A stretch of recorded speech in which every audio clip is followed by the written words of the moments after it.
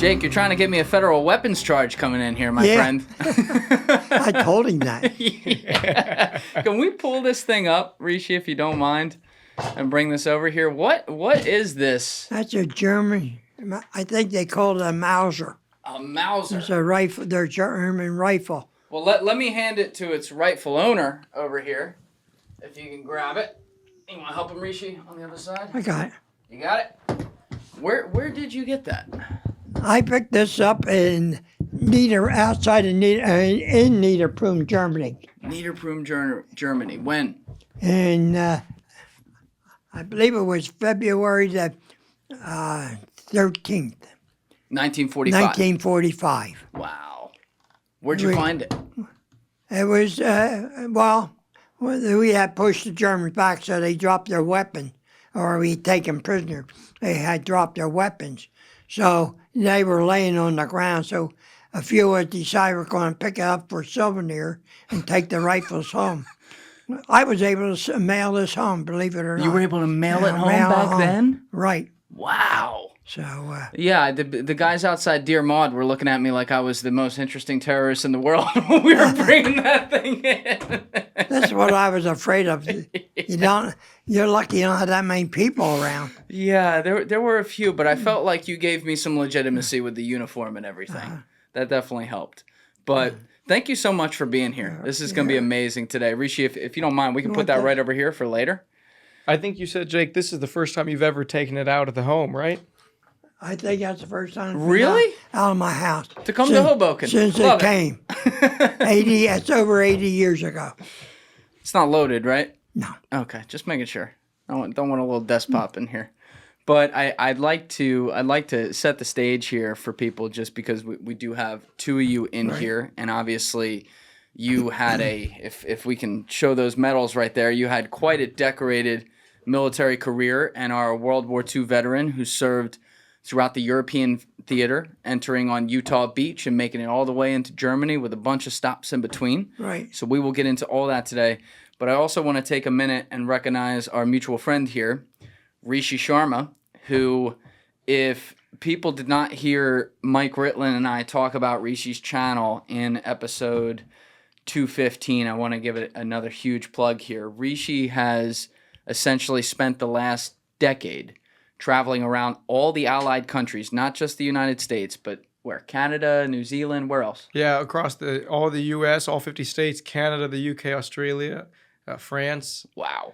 You've been traveling across these places, though, to interview on camera all of the still surviving World War II Allied Forces veterans. And I believe you've done like 2,500 on-camera interviews, something like that? Exactly. I hit the road in December of 2016, and in that time I've interviewed just over 2,500 World War II veterans across all 50 states, Canada, the UK, Australia, New Zealand, France, and we have some trips coming up to Brazil, Poland. I mean, it's so important to document all these veterans because it wasn't just the U.S. that was involved, obviously. It was a combined effort to get rid of the tyranny and the oppression of the Japanese Empire and the Nazi regime.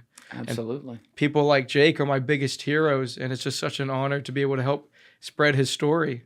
Yeah, we're going to get into some of your story interspersed today. I think that would be really good. But, you know, I've had a chance to see what you do up close and how much care you put into it as well. And it is not only an amazing thing, but I hope you realize you are essentially writing the encyclopedia of history through the eyes of people like you, Jake, who were brave souls who were there to do this. And you're also honoring the memory of those who fell on these battlefields and never got a chance to tell their story, and rely on, again, people like you, Jake, to tell their story. So I'm going to put the link to your channel for these specials we do down in the description. I want everyone to please go subscribe to it. There's amazing interviews on your channel, and I want you to keep doing what you're doing because it's really, really cool. Thank you so much. Of course, brother. But you have set up a great guest today, as we said. Don't want to bury the lead here. So, Jake, you're almost 100 years old now. 27th of December. Oh, my God. If I make it. I think you're looking good. You move really well. So I'm betting on you making it. But congratulations on that. You were such a young man, though, when you went and did your service essentially for, what was it, about 15, 16 months of action, something like that? I was overseas for 16 months. I served, had 22 months in service. Wow. What's up, guys? If you haven't already, please smash that subscribe button and hit that like button on the video. And if you don't have time to watch this episode right now, I'd really appreciate it if you saved it to your watch later playlist on YouTube. Finally, if you'd like to follow me on Instagram or X, those links are in my description below. So where'd you grow up?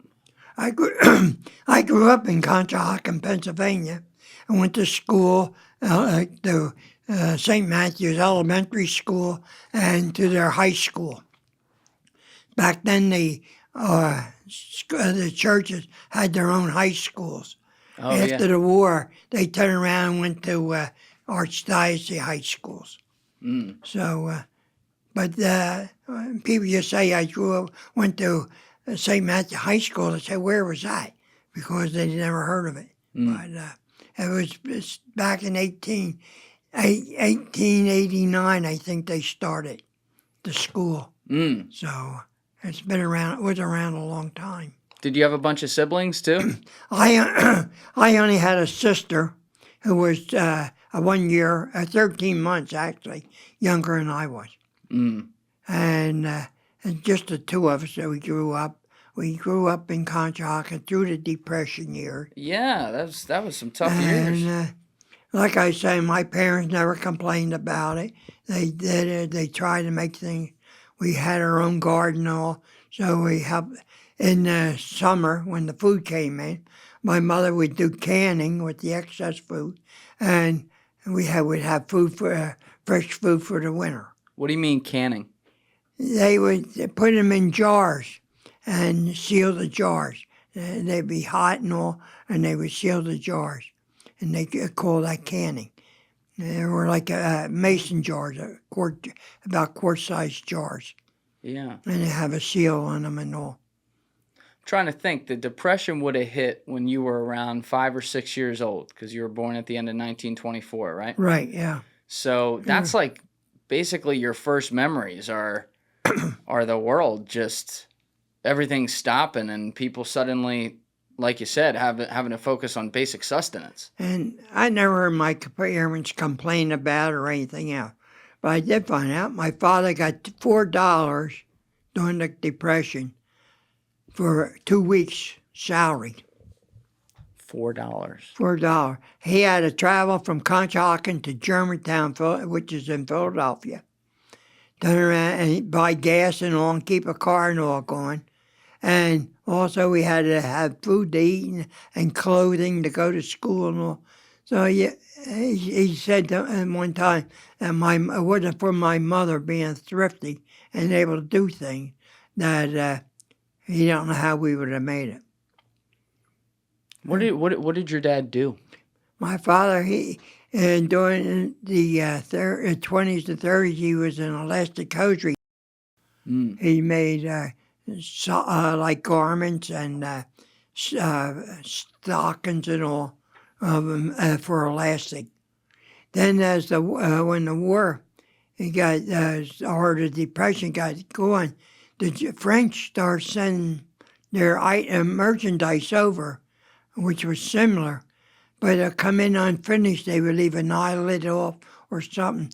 So it was considered unconsidered, and they could sell it cheaper, shipping it over, and then they could do it, building it here. And that's before unions. Yeah. What an interesting time in history. That's right. So much was happening. So then, I don't know whether the plant closed down or what, but then my father got a job in the 40s working as a bartender. He was the steward at the VFW post in Conshohocken in the 30s. Do you remember a time where maybe you were a teenager, even possibly shortly before World War II, where it felt like the effects of the Great Depression had thawed a little bit, or was it still all the way up to the war, like, kind of bad? Be truthful, I never even, I don't think, heard of depression as a child. You know, he knew things were tough. we turned around and my sister and I never kept asking for stuff or anything else. I don't know why. I know had an aunt got mad at me. She said, "Would you like this?" And I said, "I don't care." And she said, "I'm tired of hearing you say you don't care." But I never put my heart and soul into having something that I didn't know whether I could get it or not. Mm. And as a boy, they came around. We were playing baseball on the street one day, and a guy comes telling us about selling magazines. So then they turned around, got a magazine route, and I started selling magazines. And then I turned around as I got older in high school. I turned around and started serving newspapers at the Northtown Times at night. Wow. Or the Northtown Times. No, the Country Recorder, I guess it was. Yeah, so you guys are hustling Right. as youngins. Well, like I that. was never told I had to do that or anything. I just, for Just some did it. reason, it just was my nature, I guess you would say. Yeah, it ended up serving you pretty well. Definitely. I did all right. It Yeah. didn't make a lot of money, but I did all right. I kept going. Yeah. Now, do you remember one of the things we've been talking about on some different podcasts has just kind of come up as a topic with different guests is the buildup in World War II in America. I was reading this book somewhat recently called The Splendid and the Vile by this guy Eric Larson, and essentially it's a 1-year history of May 1940 to May 1941 of Winston Churchill and Britain during the bombing of Britain. And the bombing of London specifically, and I never heard of it. But it's an amazing book. Would highly recommend. But one of the themes that the author discusses a lot in this book is about the attitudes in America towards war before Pearl Harbor, and he's explaining how they were extremely isolationist. They did not want to get involved with the war. Do you remember any of those sentiments? well, my father served in World War I. Really? He was a sergeant with the 314th Infantry of the 79th Division in Company B. And later on, I'll tell you a story about that. Sure. But he turned around, and my father in the 30s, when they turned around, the veterans tried to get a bonus from World War I. And they had a hard time. They had to demonstrate, they marched down to Washington and all. And I understand that some of them were shot and killed down there while marching. Oh, yes. And MacArthur was the commanding officer at the time of the group. And they turned around, and my father, back in 34, 35, 33, they started their post. 33, 34, 35. He was very active in demonstrating to get that bonus. And he would go and participate as a veterans group. Because he was a charter member of the Conshohocken Post 1074 of the Veterans of Foreign Wars. So anyway, I grew up being in the Sons of the VFW and being active around veterans. So I more or less always stayed that way, even to this day. And then when the war came along and I was drafted and I knew I was being sent overseas, I turned around and had to fill out all my papers to join the post, and all I had to do is put the date of official arrival. And they turned around to show that I was in an overseas organization. When I landed in England, I turned around and sent the letter home. And I now look back, I've been a member of the Conshohocken Post 1074 since April the 18th, 1944. Wow, over 80 years. Over 80 years. That's amazing. Yeah. And it's in the family bloodlines too. Your father being a My World father War I. was always active. My mother got active in the Ladies Auxiliary of the Post, and they were always all our dedication was to veterans and to their offsprings. Did your dad ever talk to you about the Great War? My father never mentioned much about the war because On November 1st, my father was wounded in 1918. In 1918. Oh, right before the end. So 11 days, on the 11th, the war ended. But when he was wounded, a piece of the shell that hit him had hit his buddy directly and blew his buddy apart. So my father never talked much about the war or anything, but he would refer to different things that would happen, but never got into any details about it. Do you remember where you were when Pearl Harbor happened? Yes. We had a semi-detached home in Conshohocken, and it had a side driveway. And took it down to the car, go down and park under the garage, and under the house. Well, they turned around, and on one day, the day of the war broke out, my father was working on his car out in front of by the side of the house, and I was out there helping him. And they turned around and they interrupted the football game. The Eagles football game. And the Eagles were playing. And they interrupted the game and to tell us about the attack on Pearl Harbor. Mm. And we heard Roosevelt and all. So What I did you remember very think? well about. What did you think? Like, I what was didn't going think through your much. head? Not being young, you don't think of that much of it or anything until you get involved. When you get more involved, I think people pay more attention and know more. But as a young child, you didn't pay that. It's just that the family was shocked to hear such a thing, and to hear that we were probably going to go to war. Your dad had been a veteran, though. He had served in a really awful war. My father served in war. He was in the Meuse, Oregon, and all them. Right. Big battles over there. So I got to imagine if he's with you when he hears something like this, he knows what's coming. He was very upset, but he didn't go out of our way, throw things around or anything else. But other than that, it was quite it was a shock. Yeah. And knowing about war, I was sorry to hear we were going to we'd not be going to war. Now, at that point, December 7th, 1941, you're about to turn 17 in a few weeks. Right. Right? And so, that's right. And so the draft age was 18, correct? Right. So you couldn't go into the Army, but did you then, I guess throughout 1942, we start ramping up for war, start getting into the theaters, and then December 1942 comes, you turn 18. Did you get drafted right away? No. No. I turned around and I finished school. I was still an infant, so I was given a deferment.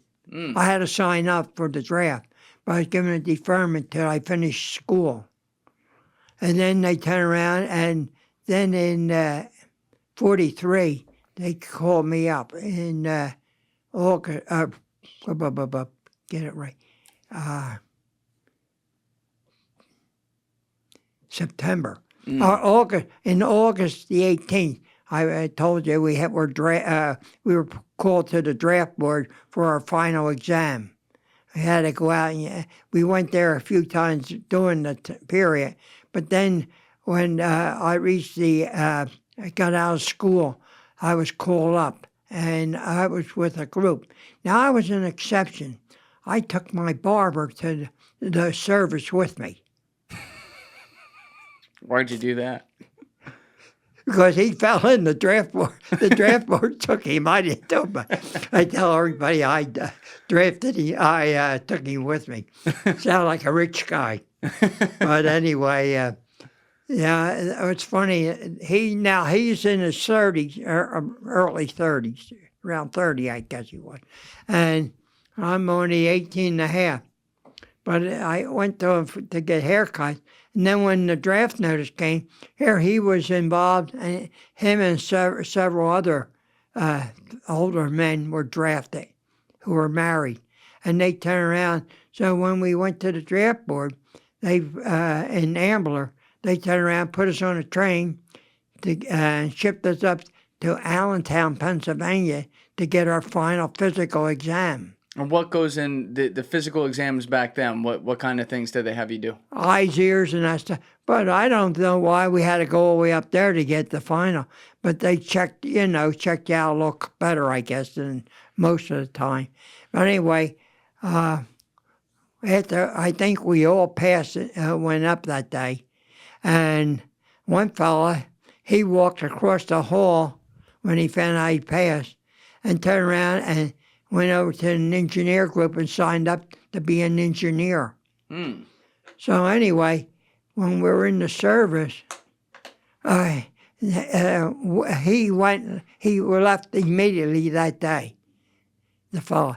But the rest of us, we were given 3 weeks to clear up any things, details we had at home and arrange our financial situations. And the married men had their families and all. They didn't have families that were married, but weren't with family. But they had to clear up with their wives and all that. So anyway, after we get over in England, well, I'm getting ahead of my story. You want me to go ahead? Wherever you want to go. Yeah, you mentioned England a few times, so I didn't want to turned stop around, on March 21st, or we went into service. We were drafted, and on the 8th of September, or we didn't have to leave until 8th of September. We all went, and we went to New Cumberland, Pennsylvania, where they sent us. And there they gave us our military equipment and our uniforms and all. And then we took our civilian clothes and mailed them home. Mm. Now, you ended up becoming a medic. At what point did they say that's what you're going to do? Then we turned around and were there in New Cumberland after we got our equipment and all. And funny thing, the whole group was drafted, was put on a train. And the group from Pittsburgh was brought in at the same time. We were both put on a train and sent to Chicago, where the train was picked up and taken to Rockford, Illinois, which is 90 miles north of Chicago. Mm. There we got off the train, and we turned around and lined up, and the first thing they told us, you're going to be medics. You won't be carrying any guns. So they turned around, and all the married men say, not me. I'm going to have a gun. I want to defend myself and support myself. So anyway, we all went through basic training. It was at the Camp Grant Army depot out there. Mm. It was outside, right outside of Rockford, Illinois. And I think it was a World War I camp because they were double barracks and we had to clean them all up and get them shining and all, sandpaper the wood and all to make it white. But anyway, we go in and we had, instead of normally you get maybe 6 to 8 weeks of basic training. Mm. Well, we got 18 weeks. Our 18 weeks consisted of basic training plus medical training. Whether it was something new they were trying or what, I don't know. But we had both schooling together, the training together. And we turned around and when we ended up, it was in right before the week before Christmas. We went on a 2-week bivouac, which would have been over the Christmas holidays. A 2-week what? Bivouac. I lived out in the field. Oh. And we turned around to learn how to do things out in the field as medics. We turned around and learned how to give shots. We learned how to put up all the different type tents, from the message center tent up to the big, what they call war tents, which was those big hospital tents they used. And we had to learn how to put them up and take them down. But the day we left to go on bivouac, it was 40 degrees. That night it dropped to 0 degrees. They wouldn't allow us to put up any shelter house, which is a half of a tent. Two fellows get together and put their two halves together to make a pup tent. Whoa. But we weren't allowed to put that because we're going to test some new Arctic equipment the government was looking into. And what was that? Clothing, some clothing and all we had. And that was about the whole thing, to check this clothing out to see if it would hold up, and the sleeping bags and all, see if they would hold up. Anyway, we turned around, we got on the bivouac. Oh, we had our basic training. We went on bivouac. I said went down to 0 that night. The next day, it didn't get above 0 all day. And that night, it dropped to 20 to 25 below 0. The entire 2 weeks we were out there, it stayed to 25 below 0 or more. 25 below zero. Oh, my God. We get up, you take your mesh gear, you put it in the hot water to warm the pan up. You stick it under to get the eggs coming off the griddle. And then by the time they hit the pan, they were frozen. All we could do was go over and shake them out into the garbage pit. So we actually had, they gave us oatmeal too, so we actually were living on oatmeal and coffee. Oh my God. But we got through, and Christmas Day, night before Christmas, they brought us back in, and we stayed in the barracks overnight for Christmas. Then the next day we went out, a day after Christmas, we went out again onto the field. And we came back in after around New Year's.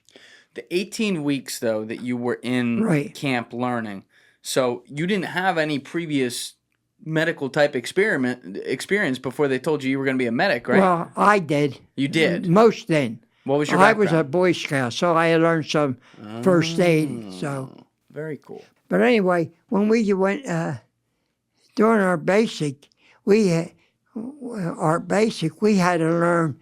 The medics had to learn how to set booby traps and how to disarm booby traps. Set booby traps. We had a course in that, so if we ran into any occasions, we would know what to be able to help and save. And then one of our fellows during the war in the Hurtgen dismantled a booby trap was put on one of our soldiers who was wounded by the Germans. And when he went to, the medic went to take care of him, he turned around, the guy was conscious, and he told us that he was booby trapped. So the medic had to first disarm the booby trap before he could treat him. What did the booby trap look like if the guy himself had it on? Sometimes you have low explosives, sometimes you had bigger ones. But most of them were small explosive. You touch a thing, it would blow up on you or something. And just the way you would pull it or something. And it varied. Now, one town, I'm jumping way ahead, but one town during the Bulge, the town of Eckernach in Luxembourg, they turned around the whole town. The jewelry store and all was booby trapped by the Germans. So if any of our guys would go in and touch anything, they would blow up and lose their hands or get killed or something. So they did work very good in a lot of cases. So you learned how to build them, though, too, you were saying? We learned how to assemble them, right, and what to put together and how to hook them up for different occasions. And our main purpose was to dismantle them. So and then we had a course. We'd turn around and we would, different days, we'd turn around, go over and booby trap the platoons in basic training. The first and second platoon covered each other, the third and fourth platoon would take care. And we worked back and forth. And we would go over and booby trap the fourth. I was in the third platoon. And we would booby trap the fourth. They were over booby trapping our place. So then we had to come back and see if we could find the booby trap and dismantle them. Just to get, they didn't have explosives on them at that time, but they would flick off. But anyway, that's how we learned. And we got acquainted with the different barracks. But we had to learn all that in our basic training. So one day you have some work in the field, then you come in and have classes on medical classes and all. And we had, first day after the guys got their first pass, we had one on VD. And how we had to go in and treat it, and the different probes we had to use, taped up probes, and you had to go in and then get it real bad, you go in and cut it and all. We had them. So a lot of guys got sick watching and going through it. But we had to learn all that stuff. Well, so when you got in, you didn't know where you're going to be. Where you're going to be on the field in battle as an aid man, where you're going to wind up in a battalion aid station as a litter bearer or a medic, take care of the wounded as they came in. So you never knew. Or you may wind up going to a hospital, being part of a hospital group, which I did at the end. I'll try to remember to tell you that. You did a lot of different things, Yeah. man. So I'm just trying, I'm doing my best to put myself in your shoes, and it's really impossible given that literally the freedom of the world was on the line. Right. And also, you're like 19 years old when this is happening. I turned 19 doing basic training. Yeah. I turned 20 during the Battle of the Bulge. We'll get there. Okay. But that is insane. So I just wanted to... Because before you even get to the theater, right? We're going to talk about that in a minute and everything you saw there. What I want to know is there any reality setting in your head while you're in training where you're saying to yourself, like, shit, I am about to go into hell? No, I don't think we thought that, because you keep getting new orders and do this and do that, that you paid attention to what you were doing and you didn't think ahead or imagine this or that. And we had no idea really what war was. We really wasn't in a war for so many years, So people didn't know what war was. We heard about it. We were in North Africa in 42, I think we went in. That's right. And 43 in Sicily. And we're in Italy, in Sicily and all. So, and those fellows are only starting to come back. A lot of them were wounded and all. But you had no imagination of what war was really like. And like in Normandy, the battle we fought through the hedgerows in Normandy was so much different than the battles we fought after we got into the open plain. We changed our system of how we did things and all. No orders, but we just seemed to make changes to give us a better going and what we thought would be better. Yeah. I mean, when you look at the strategy of the war itself and the way that the American military and the British military and the Allies altogether, the Soviets as well, totally changed the game in how they won this thing. It never gets old to me to study that stuff, because it's truly amazing what they pulled off. You learn by doing. You think different things, and next time you try to avoid it and do something different to try to improve it. So many of the veterans who I interview, were young men, obviously, at this time. And you ask, a very reasonable question. You're 19 years old.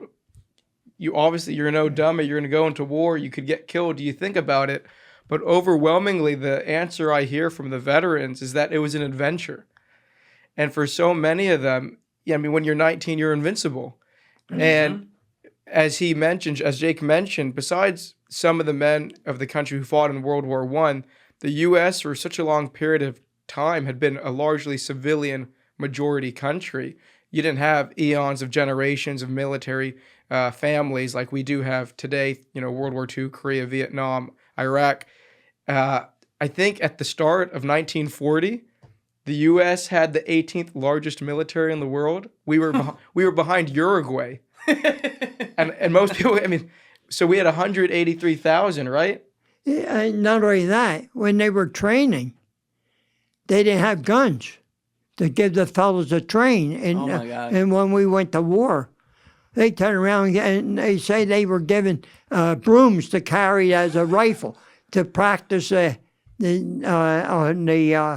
manual. Yeah. That's what they were doing in Ukraine last year too. Well, probably. Yeah. Because they don't have the equipment. They have to train them.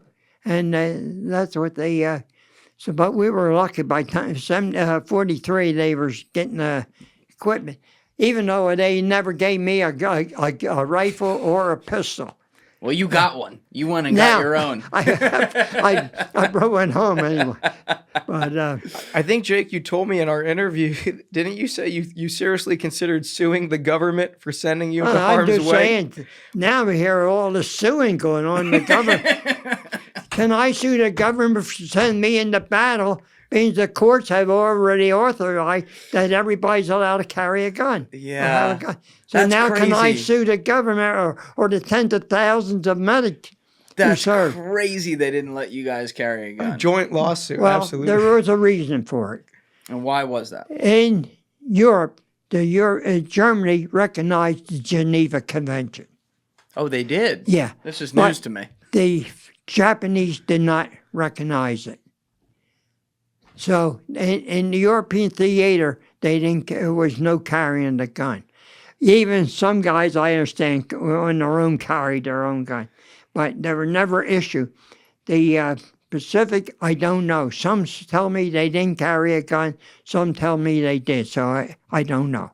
That's interesting that the Nazis observed the Geneva Conventions. Right. It doesn't really, in my head, when I think of history, it doesn't really jive. Right, that yeah. The people building gas chambers observed any kind of conventions. But That that's was crazy. the reason they gave for us not receiving any guns or carrying. Well, keep in mind, though, I mean, the Geneva Conventions were right after World War I, right? So it was before Hitler got into office or any of that stuff. I think Germany maybe was hoping to be a normal, civilized country. Didn't work out. Yeah. They had to rebuild. And, he built that Autobahn and all, which was the thing for Eisenhower when he came back to build the highways across the country. Yeah. So It's really, we learned a lot from the war, too. we did. You're right. It's really amazing when you look at the how opportunistic Right. Hitler was, because the Great Depression is what ended up giving him his opening, because That's it right. affected them over That's there. right, Like that's true. what we did bled over to them, and then he was like, "Oh, you're all poor now, so you got to listen to me," and then put in some economic things, and then said, "By the way, we're going to do 100 million other things here, including like getting rid of everyone who's not white," and people are like, "Oh," and Yeah. then they went along with it. What? Yeah. I mean, isn't it true, Jake? After the war, you couldn't find a Nazi, right? All the Germans you guys would encounter during occupation. A lot of the veterans who I meet, that's what they mention. They say the Germans who they would interact with, the first thing they would say is, "I'm not a Nazi." Well, But if you look at those pictures from Nuremberg, those early rallies, when things were going good for the Germans, a lot of them supported Hitler. everybody had us. You go out and you didn't support them, they'd shoot you or lock you up. So either you go out and you act like you're interested and you're a part of them, or you don't. Yep. That's just a thing today. Yeah. Our country's the same way right now. Mm. So Did you had said your dad didn't really talk about World War I because of his experience there. It never got any details about it. The only thing he mentioned about France, when you went into France, all the along the corners and all, they had the latrines, like where they just go in and go to the bathroom. On the corners? On the corners, yeah. And In the or- trenches? Huh? In the trenches? In their No. Their No, living the French quarters. people lived that way. In the towns. In the towns. I'm sorry. I missed the boat on that one. When we went into Cherbourg, we turned around, we were up in a building, and right down in front was a latrine right in the middle of the wall. And they just had a cover around it, and the men and women both go in and use the same one. And they thought nothing of it. Convenient. Right. That's right. That's what it was for, convenience. But when you got your orders to go to basic training and you got drafted and you leave home, was there any type of conversation with your dad, not necessarily about his own experience, but about the weight of what you may be undertaking? The only thing is, was a friend of our family. They from the veterans, VFW post. He turned around and he stopped by and he said to my father, "Did he ever talk to me about any of the thing?" And my father said, "No." So he turned around. He just got out of the Air Force. Had been in, and he became 38 years old. So he was discharged. And so he turned around and was talking to me about the women, and he had to watch all these women and all. When you go to towns, different towns and all. So not with your dad, though. So, No. So you just kind of left and went and did your thing. I do. Okay. Do you remember the last time you saw your folks before you shipped overseas? Oh, yeah. I'll tell you that later. Yeah. Oh, you'll tell us that later or now? Well, we turned around after we left Shenango. They sent us from Shenango, which was 3 weeks. They gave us some new equipment and upgraded our equipment, what we had. And the next day, we were packed up and put on a train. From there, from the depot, from the Camp Chang, they put us on a train and shipped us down to Hoboken, New Jersey. Where we are right now? Where we are right now. We got off the I knocked Yeah, out. you're good. You're good. We got off the train and walked over and got on a ferry boat. And they turned around and took us on the ferry boat across to Manhattan to a pier. Now, when we got off and got on the pier, we're walking up the pier, there was a big ship on our left side and one on our right. The one on the left, they said, was the Queen Elizabeth. The one on the right was the Queen Mary. We went up the gangplank of the Queen Mary, so we sailed on March the 21st. I left about noontime of the 21st, and we shipped out for England, Europe. Did you go, what base in England did you go to? We turned around, we sailed out of New York Harbor, up along the coast towards Iceland. Mm-hmm. When we got near Iceland, they turned and went across the stretch there. And our first morning on the high seas, we were on a British ship. They served us oatmeal, and the next course was blood kidneys. Oh, nice. That was an English breakfast, which we didn't know. Yeah. But nobody ate blood kidneys. Yeah, it sounds Americans. terrible. So we turned around and we lived on the oatmeal and coffee all week. But then we finally, when we got over, we went up and we got over near England. And I think the day before, we picked up a submarine reading. So they turned around, since the Queen Mary and Queen Elizabeth and the bigger ships all traveled without convoy. Traveled without the convoy. We had to, and so the captain had to outrun them. They feel they could outrun the submarine. So they turned around and the captain made a big circle. And it took us a whole day.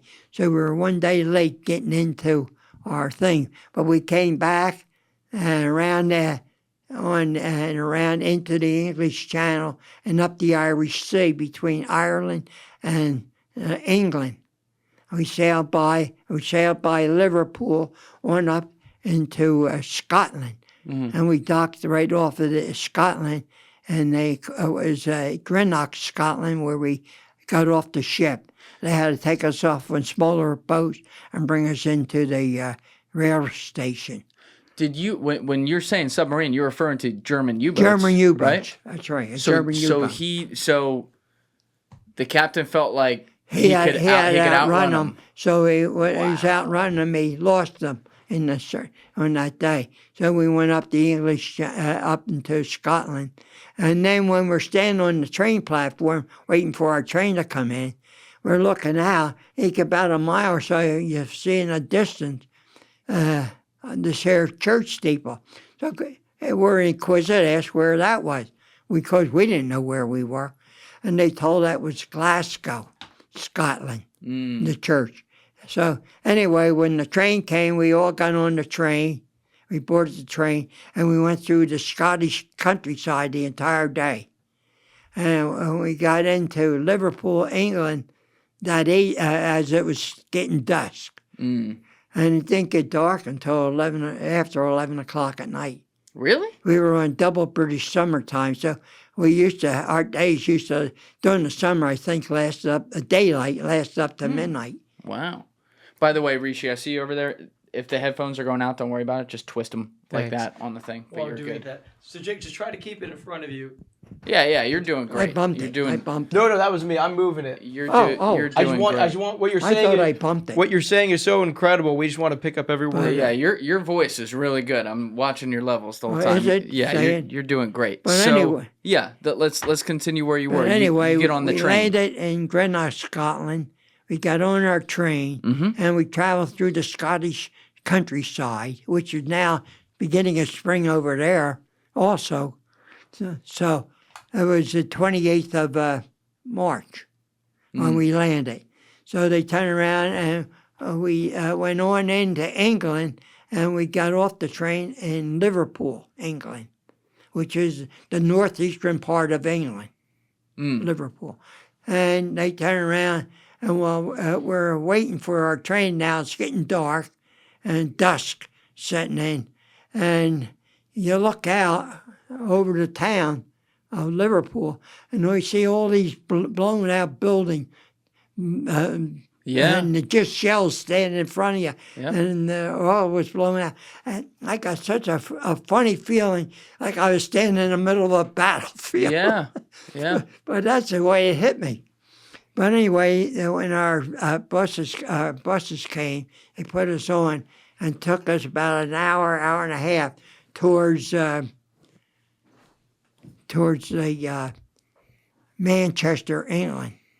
And it was a camp there called Oulton Park, they called it. Mm. Well, that camp was an engineer camp, which they were supposed to only bring engineer, I guess, in. But for some reason, they took us in there. So for the first 2 weeks, the cadre of the camp was engineer, so we did engineering work. We were supposed to learn medical training, but we did engineer. And then the last week, they took us out in the field and devoted that to giving shots and how to wrap bandages and everything in the field. And you still don't, at this point, have any idea where you're going to be going? At this point, we had no idea. Then they start turning around and breaking us up and shipping us out to different locations. Mm. Now, I was sent down to, with a group. I knew none of them except from just being with them. And I sent down to southeast. It was about halfway between the English Channel and Bristol, the town of Bristol. Now, Bristol was a manufacturing town, and it was an important hub for the British. Well, anyway, they turned around, and we were halfway between. Now, on our one side, it seemed like there was a lot of airplane. It must have been an airfield because these cargo planes were coming in and out. Mm. And then later on, we find out that a lot of fellows were living in homes and all. They're not just in barracks. So anyway, the rest of the outfit, when it was broken up, went to different things. Now, one fellow I'm going to tell you about later. Him and I was drafted together. We went all through basic training, all through the medical training, and shipped out together. And we were together and separated in northern England. Mm. And we turned around, and during the war, I'm going to come back to this. And then during the war, we'll turn around and we met each other. Whoa.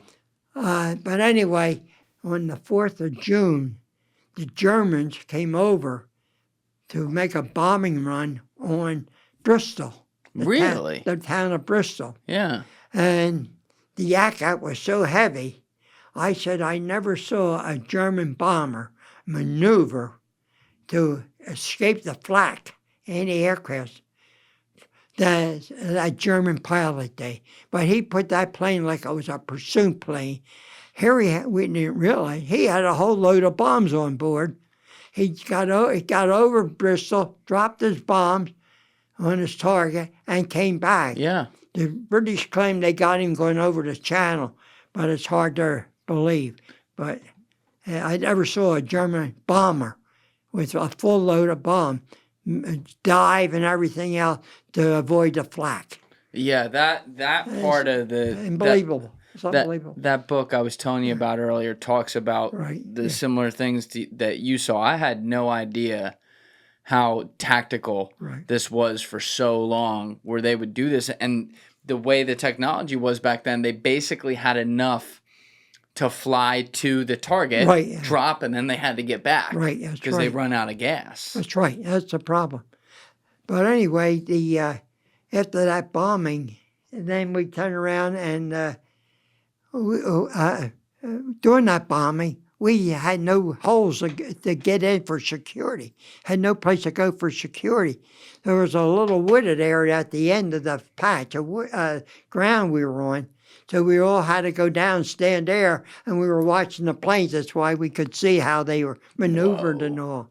Whoa. And about a month and a half before the D-Day was scheduled, or the 5th of June, they turn around and they start painting the white circles on the stripes, the white stripes on the fuselage of the bombers, and or on the planes, our planes, and on the wings. And the reason it made sense, because when our pursuit planes were flying at a German 109 looked like a P-51 at a glance. Only one had more curves to the outer wings, but when you're flying and diving on them, you can't recognize. So by having those marks on there, they could our American plane could identify the Americans easier than the German. So if they didn't have the marking, they shot them. It's crazy how, because they're moving so fast throughout the clouds in the sky, and you got to try to make sure you have your own. So the stripes would catch your eye right away. Yeah. Now, you said, if I heard it correctly, on June 4th is when you witnessed... Was that bombing. And June 5th was the scheduled landing, D-Day landing. But due to the weather condition, they had gotten very heavy storm, and the channel was really rough and heavy storm. So they turned around and Eisenhower postponed the landing. Now, a lot of guys were in some of these smaller boats, or going to cross on smaller boats.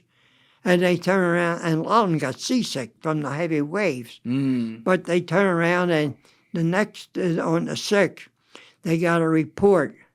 The Eisenhower staff got a report that the weather was supposed to break for so many hours. We'll say maybe 12 hours or so. It's going to be, so it would calm down a little. So Eisenhower made a decision that they would have the landing on June 6th, the morning of June 6th. And that's when the D-Day was officially scheduled for the 5th, wound up on the 6th. And D stands for date of, and H stands for hour of the first troops moving on that. When were you first apprised of the plans for what were going to be D-Day? Like, when did we you didn't find have nobody knew the plan. No one knew. And the lower echelon. Okay. Now the higher echelon, the colonels and generals of divisions were given briefings up to at that point by the British and all of what they were saying. And when the 4th Division, now I just read an article, I didn't know it, but when the 4th Division was training for the landing, they trained in the States, then they went over to England and they trained over there. Yeah. And a month before the D-Day was a maneuver called Slapton Sands. And when they were practicing this maneuver for the landing of the 12th Division going in and the 4th Division going in on D-Day, they had a big ship was supposed to be similar to the one they were going to land on in France. And when they were going in, the German U-boats came out of Cherbourg, and caught the convoy and sunk several of the troop ships. I forget how many, 600 or 700 were killed. And the landing itself was called off. And two fellows I knew who were, scheduled, were on the beaches waiting for the landing to happen to observe how they were the sergeants in the battalion sergeant. So, I'm staff sergeant, never staff sergeant. And they were supposed to observe the landing, make sure they see any flaws or anything. You said 600 or 700 people were killed? And nobody, and when those who survived were taken to the hospital. And the nurses and doctors were sworn not to mention that affair. And it just came out only a few years ago that on the 50, that Slapped and Sands, the Sands, because they didn't want the Germans to know how bad those sinkings were.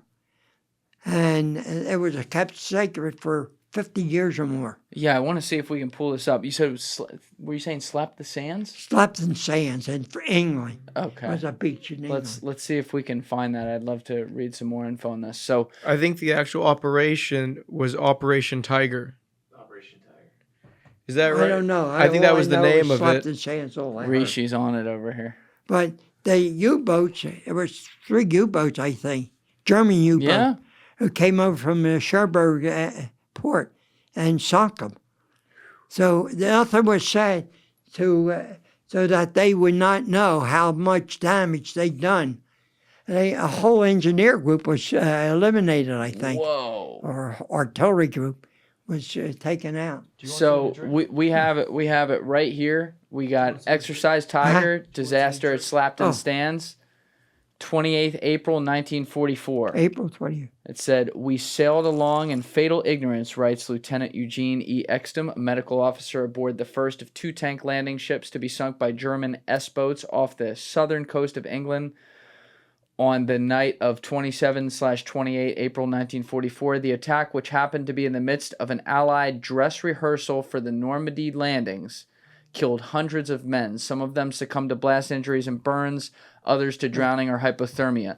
The disaster that beheld Convoy T4 was not a fluke. It was a product of an effort by the Germans to disrupt preparations for the invasion of northwestern France, and it happened as a result of actionable intelligence from the Luftwaffe and Germany's B-Dienst.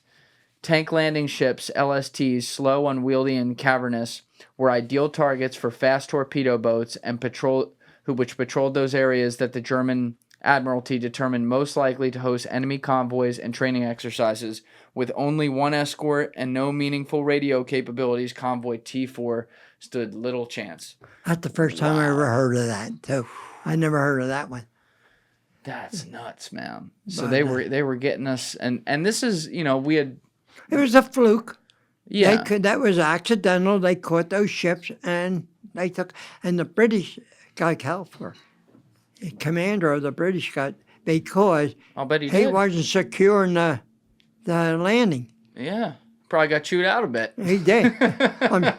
But keep in mind, though, Normandy was the largest seaboard invasion in history at that point, and they were so close to enemy-occupied territory. Right. To keep any of it a secret would have been so difficult. There's stories of inflatable tanks that were used, dummy... the dummy army, the 15th Army. Yeah. Patton. Exactly, because General Patton had slapped a soldier in Sicily, and he got reprimanded, and the Germans didn't think, because he was such a brilliant general, that the Allies would be serious about reprimanding him, and that he would have to be involved in Normandy. So they took him, and they had him in charge of these dummy outfits with the fake names, fake insignia, and it was all a decoy. The Germans thought when you guys, they thought all the Allies were going to land at Calais. Well, you see that lately where they had these dummy tanks and all, and they blew them up. And they would blow them up, and it looked, from the air, it looked good. They looked real. So they thought for sure Calais was the closest land on France. Calais was a narrow area of the channel. Yeah. So where they were. So that's why they were so sure they were going to land at Calais. And they put them there, and it became such a decoy. Really, that's why Hitler would not release their Panzer division on D-Day when they were being attacked, because he was sure they were going to come in with that other army. It's crazy how much intelligence really graduated during World War II and Right. became the thing that, was in charge of the world with all the different things they did. There was the one that was made famous by a movie a couple years ago on Netflix called Operation Mincemeat. Right. Did you ever see that? I don't think I saw that one. So this was you probably heard of this mission at some point. This was the one where I think it was British and U.S. intelligence working together, but Britain was running British it. had the most control. Yeah, where they tricked the Nazis into thinking that they were going to invade from the south. I want to say it was like Greece instead of Sicily, by getting a drunk dead guy's body. A major, or a colonel, I forget. He was a British officer. Well, they and he faked had the him as papers. that. They found the papers on him. Yep, exactly. So they got a random dead guy and then named him this new colonel, dropped his body into the southern shores of Spain where the Nazis would pick it up, and then they're like, "Oh shit, they're going to Greece," and then we got into Sicily. Stuff like that blows my mind. Right? We did that. It's unbelievable how, but so stuff is pretty interesting. And the trouble is, we didn't know anything at the time. We don't know towns. Most of you don't remember towns or any of that, where things are going to happen. But after they happen, now in history we're starting to find out. I found out that I went in the same spot twice. Once in September of 44 and once 44 and once in and then the beginning of January or March or February or March of 45. I was January of 45. Where was that? That's in Geneva, Eiffel in Belgium. When we get to it, I'll talk about more. But we never knew it. We were in and out. But I got a interesting story there. All right, we're going to get to that soon. We were on D-Day, though, and when that went down. The reason I'd asked, when you guys were ready was because I didn't know if maybe, the morning of, when they were literally shipping out and people were like, oh, where are they going? If they start to tell you. I don't recall. All we heard, the planes flying, taking off from the airport nearby, which meant the airborne had to be on the other side or within that area. And airborne, whether both the 101st or 102nd or the 82nd were both there, I don't know.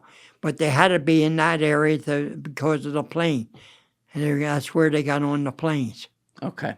So a week before D-Day, though, a lot of the soldiers were confined to camp. They were locked down.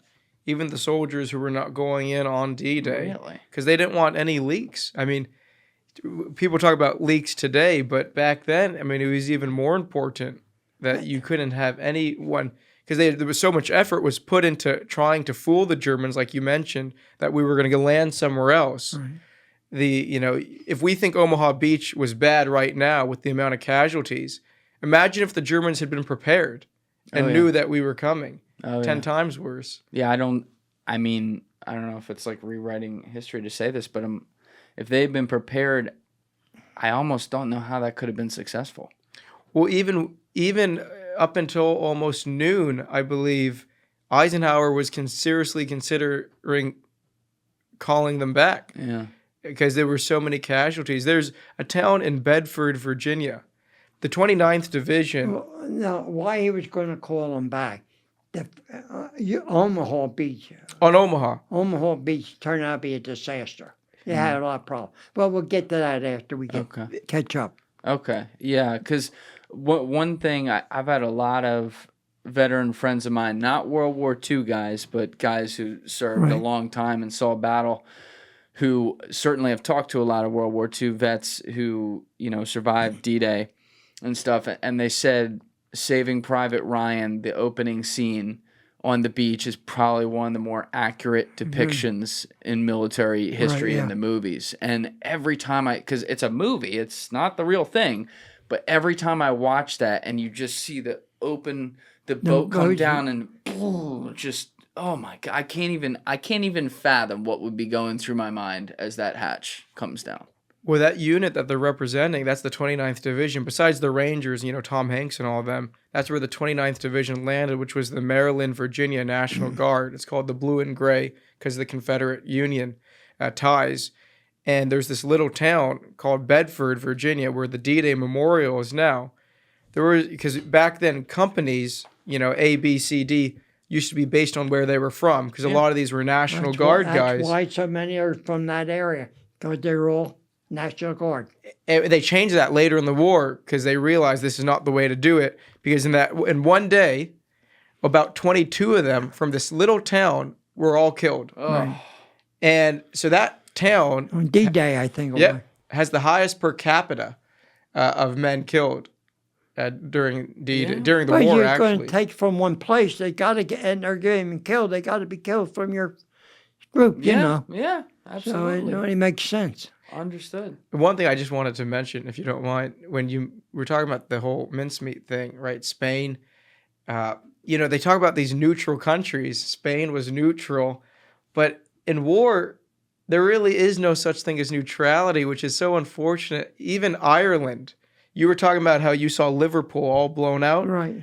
Well, I've interviewed veterans who survived that, who grew up there, and they told me that the German bombers, because they couldn't see anything over England, but they used the lights of Ireland. They would fly across the Irish Sea, determine where they were based on the lights in Ireland, and then circle back and bomb the UK. That's right. That's nuts. You never think of that. That's right. And so the Irish people proclaim, proudly that, we were neutral, but in a sense they weren't. they were accidentally under Britain.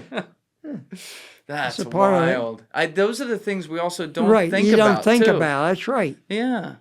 We did that here. There's famous stories. It wasn't just the Jersey Shore. It was up the eastern seaboard because of U-boats. Right. But I found this out on episode, I think like 31 with Dr. John Schneider. He was telling me about it. But in America, we had this like citizen agreement that during World War II at maybe it was 7 o'clock or something, everyone would turn their lights off who lived at the shore because the U-boats wouldn't be able to see exactly where shore was. Ocean City. Sea Isle. Oh, yeah. Well, in between there is Strathmere. Oh, I know Strathmere well. Do you? Well, next is between Strathmere and Sea Isle is a little section called Whale Beach. Whales had washed up there, I think. Yeah. That's where it got its name. But anyway, there was a gully right off the beach. And a German U-boat used to sit in that gully. Off Strathmere? Off of Strathmere. Whoa. After the war, the captain of that submarine turned around and bought ground. And he had the ground right along the beach. He had some places up, small buildings for summer residents. And they turned around, and when the 62 storm came, it washed them out. And the state had to get him across the highway on the other side of, what the heck they call it? The road between... Route 9? No, Route Parkway? 9. It's on the beach. I can't think of the name. It's from Sea Isle. Ocean Drive? Ocean Drive. That's what I'm trying. I know the OD. I had the wrong thought in my mind. Ocean Drive. Yeah. Well, they had to give him after the 62 storm on the other side of the highway. Whoa. Which was the mainland more. That's why the base behind him. He was that close though in the gully. They must have went down to the Deauville or them for a beer. That's awesome. And I just talk English and learn to talk English and watch their brogue yeah. It was only a couple blocks away. This isn't that in the context of time. 80 years ago is not that long ago. I had a place in Strathmere, that's why I said I could tell you. Oh, about so that. you know Strathmere real well. Yeah, I know the Deauville. I know the Deauville well. I know what you're talking about. But it's just crazy how many layers there were to this thing. Right, yeah. So many. But So D-Day happens though. You're not on D-Day, the ships are turning around. Now, there's still rough seas from the storm. Mm-hmm. It's turn around and to come off the ships to get into the landing craft, the fellows had to climb down what they call cargo nets, a big rope nets. They turn hanging over the side of the ships. Mm-hmm. And the fellows would have to, they would be fast at the top, had to climb down these nets and get in and bounce a boat. Now, when the wave would come, it lift the little boat and drop the big boat as they would go by. And then when the next wave came, they would go under the big boat, it would raise the big boat and lower the little. Well, you had to time that, so when you had to jump from the cargo net over to the landing craft, and at there going up and down, if you get slip or anything, Crushed. you get crushed. Oh my God. Well, So that's why guys were getting a lot of crushed. guys were lost that way. Oh my God. And think if they And they fell had full cargo, had their equipment with them too. exactly, if they fell in between with their pack, So, There are so many things that could go wrong. could that go day. wrong, and and you don't even think of them. No. But yeah, then when they landed, a lot of these landing crafts hit sandbars off the beach. Yeah. So it would be deep on the other side. So the guys would jump off and they go right down because of their equipment so heavy and it was so deep there.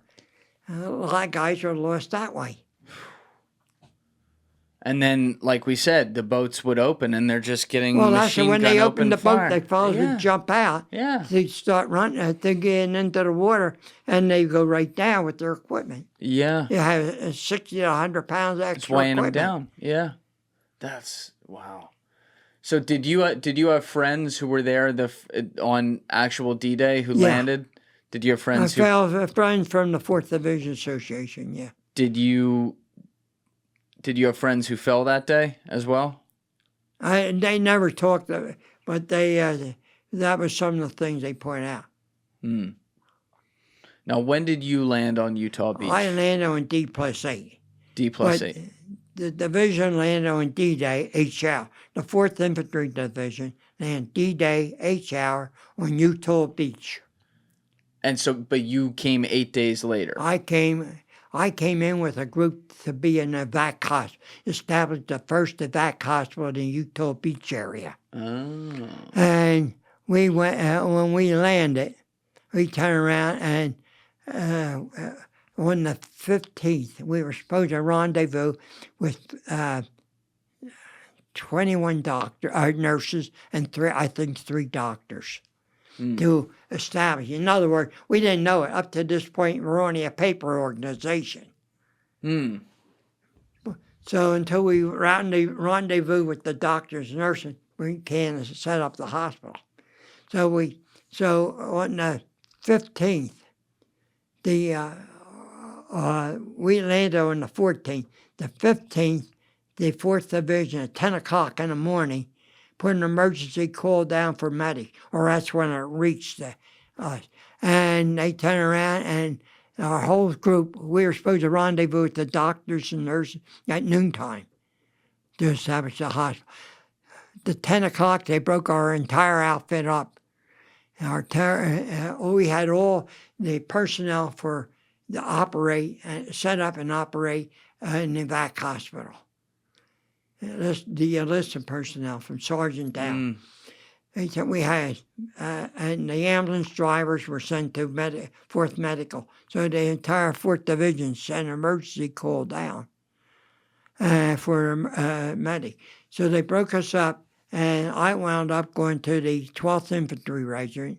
And then from there, they transferred me to the 2nd Battalion medics. And where were they when you got to them? When around the 11th to the 13th, I think, of, they were up near Montaberg, outside of Montaberg. Montaberg. And Montaberg,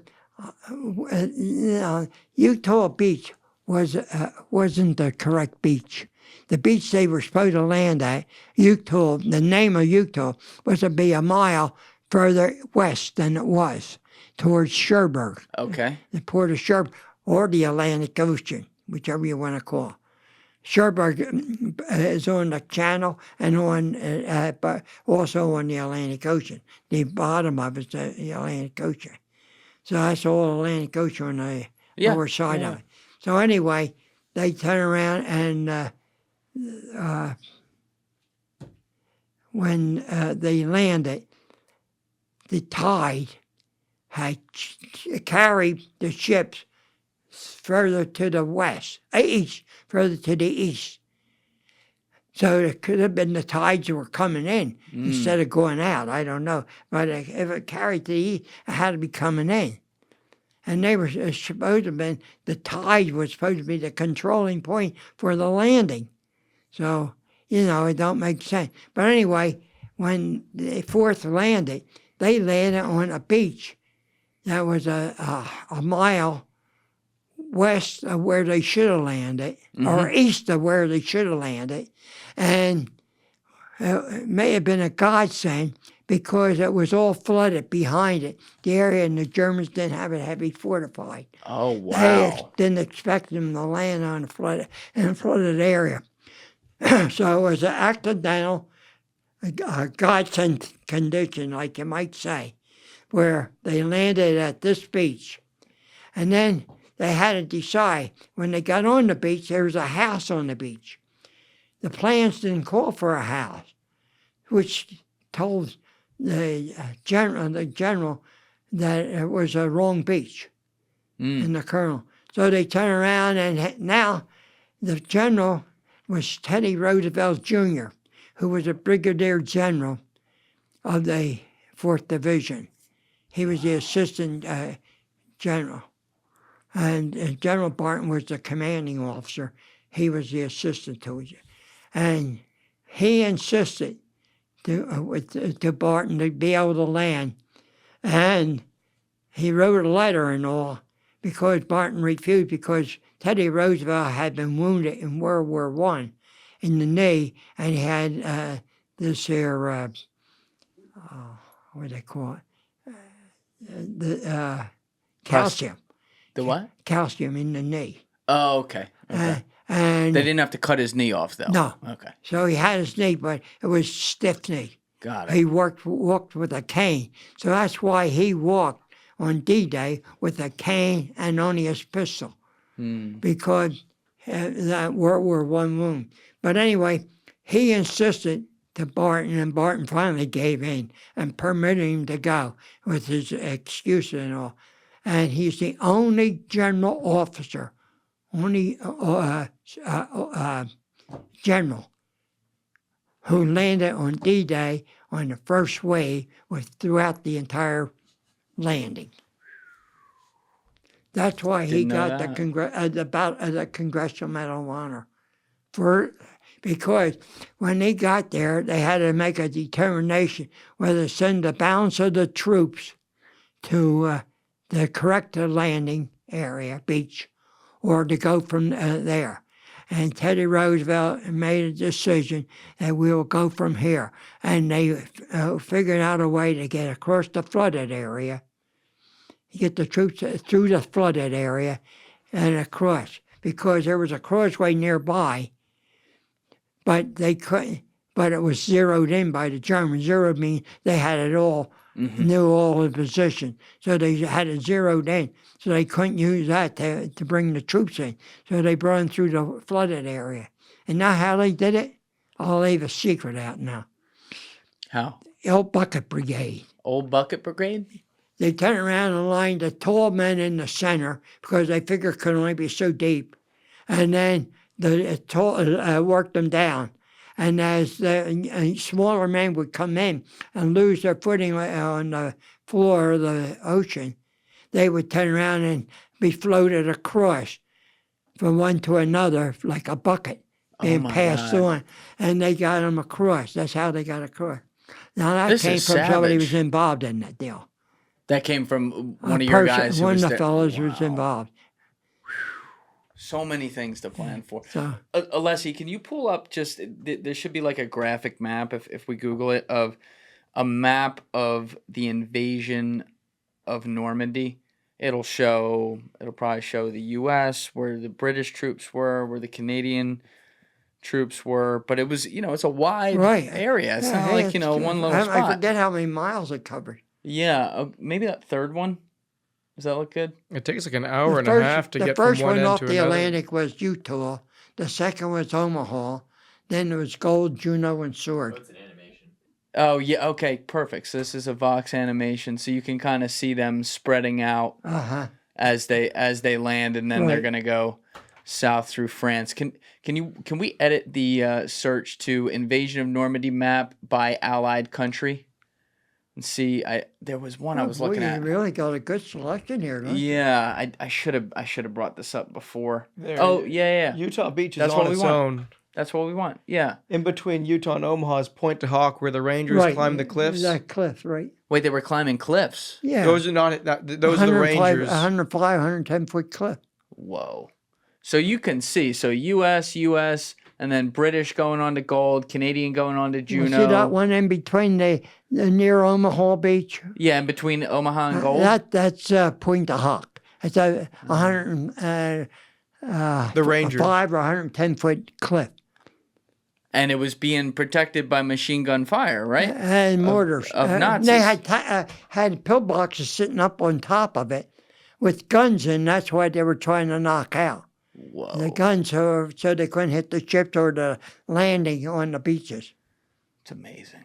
How the guys could climb that, and they were being shot at from above and dropping hand grenades on them and all. How does anyone survive that? I don't know, but Like- they did it. Yeah. For anyone who I think the fifth Ranger made the landing, and the second Ranger came up the side and went around it. Yeah. Ranger. for anyone who's seen Band of Brothers, Uh-huh. if you notice, the airborne landed mostly in the Utah Beach sector, the 82nd and the 101st. The 82nd was supposed to land around St. Maricles. But instead of that, some landed in St. Maricles, but some of the 101st landed spread all over, landed in that flooded area and drowned. But there's a scene in the series, and it's what Easy Company of the 506th Parachute Infantry Regiment did. They knocked out some artillery, Wow. Dick Winters and his group, and that's some of the accounting of why there was not as many heavy casualties on Utah Beach, because a lot of those artillery pieces were aimed at Utah Beach. And so the casualties on Utah Beach compared to Omaha were a lot lighter. Yeah. Thank God. They had less than 200. Now, like you're mentioning, when the 101st, first thing, the Germans had trees. They found out trees.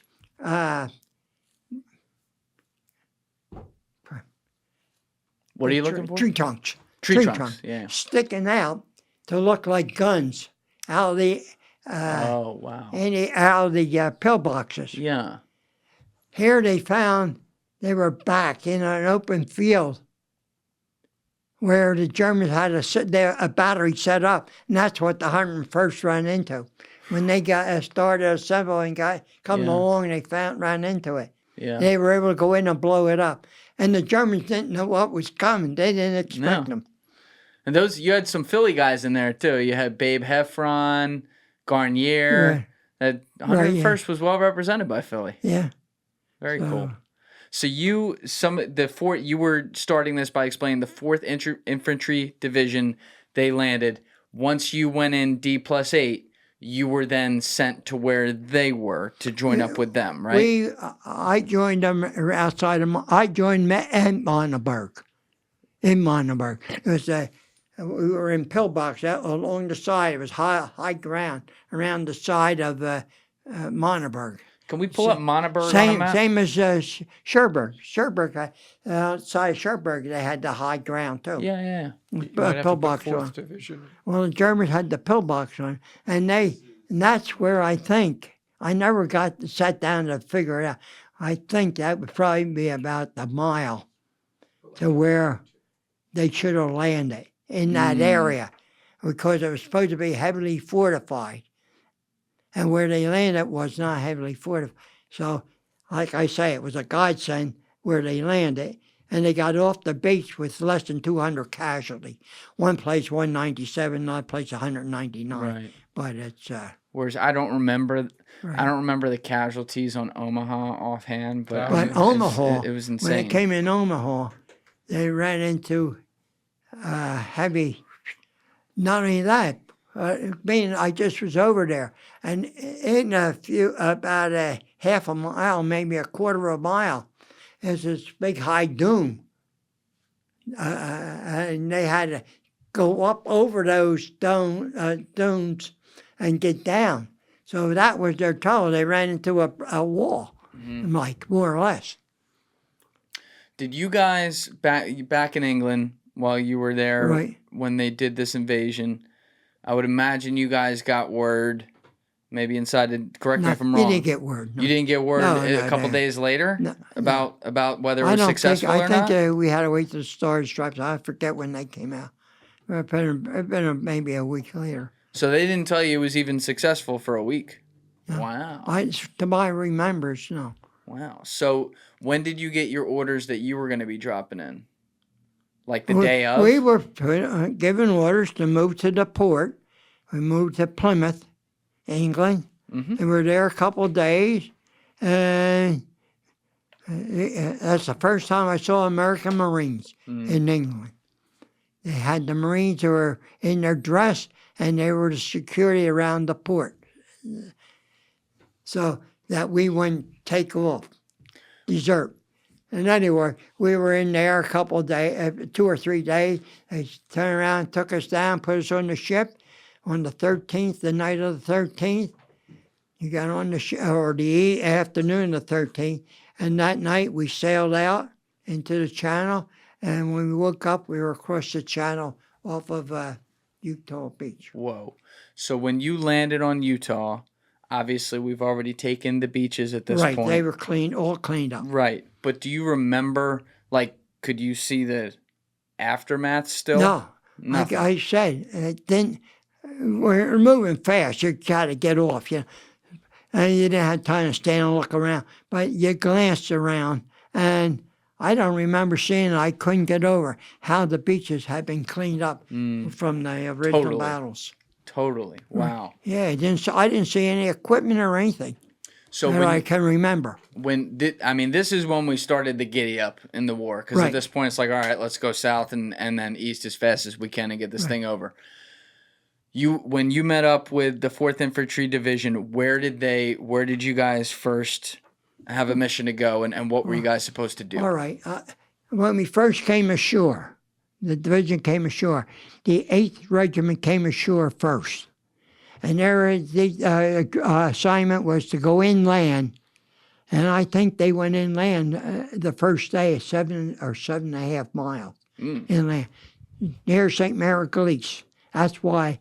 So units of the 4th Division, the 8th Infantry Regiment made contact with the 82nd Airborne in St. Mary-Glees on the on the first day, which gave them that they had contact with the rear. So they turned around and the 8th went in, and they were supposed to come in and make a turn, go in so far and make a turn. The 22nd Infantry Regiment of the 4th Division came in, and they went up along the coast. And then the 12th turned around and came in and did an old football play, they said. Made a center plunge right up the center, and they turned, and the 3 of them went up towards Cherbourg. Their assignment was Cherbourg, and the city of Cherbourg, the port city of Cherbourg. Are we looking at a map of this, Rishi, right now? I'm just turning to the screen now. What did we pull up here? Yeah, there's a website that has all the different divisions and their battle routes. And so if you zoom in, you can actually see this is where the 4th Division went during the, if you click on it again, it should expand. And then you can zoom in. And so they landed, as Jake is saying, right on Utah Beach. Yeah. And then they actually head back towards Cherbourg, where there was a lot of Germans. Made a right turn and headed east. Yeah, I saw it, and there was... No, I'm wrong, because I read something that's north. I thought England was north. Well, obviously, when you're in the foxholes, right? All you know what's going on is you what's in only front know of you. where you're going. Yep, But you don't pay attention. But I just read something that Cherbourg is north of where they came in, which meant I'm always under the impression that Normandy, across from it, would have been north of England. It would have been England in the north. So. I'm amazed you can see that. But anyway, they sweat to turned see and that. went, and our objective was, now the 79th came in behind us, and the 9th Division came in right near us at the same time. The 9th came up and went around our left flank. And the 79th came in like it was our backup. And there also was a one regiment of the, one regiment of the 60th Division, I think it was, or no, 60th, cripes, I forgot, 160th Regiment. And they came in behind too. Regiment came in behind us, and our 159th was behind, and another one wound up being on the original landing down with on Gold Beach or one of them. They got the arrowhead for the initial landing. If you came in on the second wave, you didn't get it. Only the first wave got that arrowhead. So you see the cluster there. There's an arrow, like an arrow on it. That indicates they were on a first landing. What was the... Because obviously you guys in some ways are spreading out to be able to go through France. What was the... I'm trying to think how to say this. Like his first combat? Yeah. What was the first combat you remember seeing? It's a great way to ask it. Combat, we were in Normandy, they considered having hedgerows. And every hedgerow was like somebody would take a fence off 50 or 100 yards, and you have a hedgerow. You go over. Now, I just came back from where I'm saying I can't find it. Nobody else said they'd done away with them. But anyway, they had these hedgerows. We had to climb over. Some were maybe 3.5 feet high, some were 4 feet high, or some were higher. Anyway, we would have to climb over them to get to the next field. And after we got out of the Normandy, got to Cherbourg and came out of Normandy, and then worked our way up and had to break through at St. Lo. We were going in from the hedgerow country, which is in Normandy, to the open country leading to Paris. It was more level. So our fighting, way our headquarters and all operated was different. Our battalion aid station operated different than the day after we got into the open country. We had turned around and we had, normally we didn't have that many buildings where we could take and set up an aid station. So we had to do it in a tent or just in the open field. Where after Cherbourg, we turned around, got in there, and then we start moving into buildings, maybe a barn, or most of the troops would move into the barn, but it had to be spread out. And you have your front line to hold the line, and you had the others would be able to infiltrate into it. Your headquarters, no personnel could get into a house or something. Now, when we went into Cherbourg, or first on the way to Cherbourg, I think it was about the 23rd, I'll say, of September, of June. We turned around and the Germans, we were crossing this open field, and the Germans opened up and threw white phosphorus shells on us. Oh, now, shit. white phosphorus is when it hits you, a piece gets in your body, it keeps burning. Ooh. And you gotta have, it's gotta be removed. And the only way we could treat it was to take water and try to saturate it and hold it down until they could get back and get it removed. But it would keep burning, white phosphorus. But anyway, we had a barrage of that, and some guys got killed. Now, I saw the Catholic chaplain, Chaplain Freeze, out on the battlefield doing that barrage, treating fellas or saying prayers over fellas who got hit with that white phosphorus. Yeah. And that was falling around him. But he got to give him credit. But everything changed because we all worked as the book used to call for. Now you find out how to do things and you start changing things. You don't go out and feel like you used to. Yeah. You would bring them in to the aid station and get them. And that's for the chaplain. But I used to feel sorry for his aide. For his what? His aide, the fellow that worked with him. Why? Because our Father Freeze came in on a land. They all, the three of them, chaplains for the regiment, came in on the landing craft. All of them came in on. They had to come in with the aid station. Mm. So the others went to back to regiment after they got set up. Where Father Freeze, who was a Catholic chaplain, he's turned around and he stayed at the 2nd Battalion throughout the entire war. He got chewed out for it, but he stayed anyway. And he lost a Jeep and his trailer with his equipment all on up in during the breakthrough the Bulge. And he just got it back and he lost it again as we were going through Prune. And he lost the Jeep anyway. Anyway, he turned around and the book used to, you do this and that. Well, now you find out you can't just go away the book called for you. This book's got to be rewritten. And they learn from doing, because, like I said, we fought a different type war going through hedgerow country than we did when we got into open country. Yeah. Because we moved the houses, or they could put a tent up where they could make an aid station for people. Do you remember, like, you kind of mentioned it in passing there, but when you have this first real incident where the Nazis are throwing white phosphorus at you guys, you mentioned some guys fell. And now I'm just thinking of it, 20-year-old you, 20-year-old you, I think you're 19 at this time. We would go out and have to pick them up. Right. So try to return. If they would fall and it was a wound. Now, see, you had an aid man. A company would have an aid man with it. Or not only one, but the different companies in the battalion would have an aid man assigned to them. Then when that aid man traveled just like he was an infantryman. He lived with them day and night.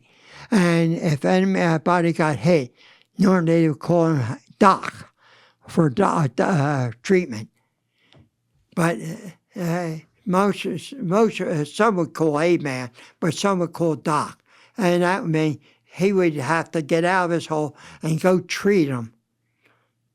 Just staying around to try to stop the bleeding. Yeah. And then if the aid man deemed that a wound was serious and the man had to be evacuated and couldn't do it on his own. Now, if they got wounded, they could the aid man would patch him up. And then they would send them to the aid station to get treated. If they turned around and weren't able to go back by themselves or have a buddy help them back to the aid station, then and they needed a litter team. They would call for a litter team to come out of the headquarters, out of the 2nd Battalion aid station, come out and retrieve that person off the battlefield. And the idea was to get them out of the line of fire as fast as possible so they could get back, get medical treatment, and get back up to do their job. Now you're talking about the job aspect of it and how it works, and that is right. That's serious stuff. But on a more like, I guess, personal, emotional level. You're 19 years old. You've been doing hard training now over the last year. You've been building up for this moment, but now you're here. You're out there, and you're watching dudes die. Was there a moment where you're like, holy shit? Like, No, but it was many a prayer said. yes. Many a prayer by people who would never think of saying a prayer.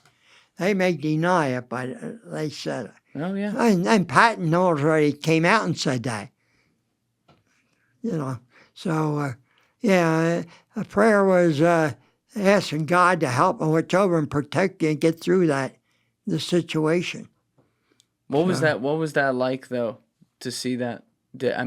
Are there thoughts going through your mind like, I can't believe? You say it to yourself, and, it wasn't out loud or anything, but you say it to yourself and to God. But I said many a prayer. And many a time when they're dropping a mortar attack on you or something, or a shelling, and you're laying there and it's just going over you, missing you, you're praying that it keeps missing you. So. Where were they throwing? Where were they launching white phosphorus at you again? It was going through around on our way up to Cherbourg. It was about 2 days out. Cherbourg, when they threw in a barrage of white phosphorus then they turned around, and as we pushed them back, then on the 24th, they turned and were up on Turneville. It was the outskirts of Cherbourg, which was high ground, and they had pillboxes, a couple of pillboxes up there. And they used to shoot down. Now, one day on the 23rd, I was going across the field, and they opened up, and they had the field fire from the hills or the pillboxes on us. And I was going across, and they started opening up. We hit the ground, and one shell, it must have been an anti-aircraft shell, it was about that big, hit the ground. I heard a thud, but due to the fact the ground was soft, it went in and didn't blow up. And it missed my foot my left foot about an inch. When I saw it. but you had some very close calls, without getting hit. Sometimes you got hit. Wasn't that from a German tank? No, not that one. That's later on. That's back in July. I'm only up to June. We're still in June. That's wild. So you guys are making your way towards Paris, though? We're making our way towards Cherbourg. Yeah, but wait. Okay. Can I look at that map again? We're making our way to Cherbourg's in a peninsula. We captured Cherbourg on the 25th of June. Cherbourg. The city was captured. Oh, okay, I understand. On the 28th or 29th. The Germans had built a pillbox in the port out in the water, and they got in that. And it took us 3 days, I think it was 28. Yeah. It took us 3 days to bomb them and shell them before they surrendered. Yeah, in my head, I was thinking Cherbourg was in a different spot. Then we came out of Cherbourg, and we went back. Now, when we got back, we were supposed to get a few days rest. Well, that was July the 2nd we got back, and the chaplain, he had set up and had a church service, on the 3rd. I turned around, and on the 3rd, I went into this church service. As I'm walking in, a guy coming in the other direction, I see talking to some fellow. Here was a fellow I went to school with. But I never got... What a small world. The service started, so I didn't get over to talk to him. So after the service, I was going to get over, and I didn't know it was him or not. You look a little different in uniform. And they turned around, and so I looked, and they disappeared. So I turned around and wrote home to my sister and asked if he would. So by the time she got in touch with his family and found out, here he was in the 1st Battalion. I'm in the 2nd Battalion of the 4th 12th Infantry Regiment. So it was him. I saw it, but I never got to talk to him. God, it's And we were in crazy. some tough battles after, so I never thought any more about it. Where were some of those? Like in Carrington? Well, all through, we had some tough fighting through these hedgerow country. The Germans were trying to make a stand. And in some of the towns, they'd try to do it. And you have run into some heavy fighting in the area. Sometimes it take a couple of days or a week to get through, to break them up. What's the vibe at this time? Like, once you guys are there inland, it's been successful post D-Day, you're starting to get some Moving ground. Are you guys starting to think like, oh, we're going to win this thing? No. Not at all I yet? don't think so. I don't think until we got up into it. After Paris was taken, then they really start thinking. The command start thinking this too. That was in August, right? When they took August. Paris? That was August 25th. So we were on July 3rd. So we got down in July. The 3rd of July, Teddy Roosevelt came up to congratulate us for the job we did in capturing Cherbourg, the city of Cherbourg, and wished us all well and all. We were supposed to be going into a bivouac area for a few days, but instead of that, the next day, we were put on trucks and taken down from the 7th Corps over to the 5th Corps, which is where the 29th and the 1st Divisions were. But the 83rd Division was in there, and they were given an assignment to cut a highway between Pierre and St. Lo. So they turned around and they ran into so much heavy opposition. A tank, if I recall, it was a crack Panzer division came from the Eastern Front, who did good, who were given a high mark, stood against the 83rd, and also an outstanding airborne outfit from the German outfit was against them. And they ran into so much heavy opposition that we were rushed over to help them out. Oh, wow. And we'd take over to see if we could get this. So we were there, and on the 10th of July, we were bombarded with a mortar barrage. Our headquarters and the aid station was hit with a heavy mortar barrage, and a sergeant who took care of the mail for the aid station was killed, and a couple of the medics were wounded. And then from there, on the 14th, we were on a patrol where we were moving up a hedgerow. Now, the area on our side of the hedgerow was considered a swampy area. It wasn't all water, but in heavy tide, it was swampy. It wasn't solid ground. On the other side, where the roads were, the Germans they had a good solid ground. So they had their tanks and all. We couldn't bring any tanks up to support us or artillery or anything because of the softness of the ground. So anyway, on the 14th, we were up all day to try to find an opening and get across the hedgerow to cut off the supply line, the German supply line to St. Lo. So anyway, we're on the way back because we can't stay there. We're on our way back for the night, and we're leading the withdrawal from the company. And they turn around, and all at once a German tank puts its 88 gunner over a hedgerow. So we spotted it, and we all scattered, and we jumped in. I jumped in an old German abandoned foxhole, and as I'm falling, I hear bang, pow. That was the last thing I remember. Here, I didn't know it, but it hit the top of the hole and blew part of the hole in on me. I was knocked unconscious and didn't know it. And the entire, when they came time when the German tank withdrew, they turned around and came over, must have checked, saw I was covered with debris and unconscious. They figured I was dead. So they turned around and reported me as being killed. Oh, my God. So I turn around and all at once I hear this funny noise in the ground. And I finally came to. I didn't know I was knocked out.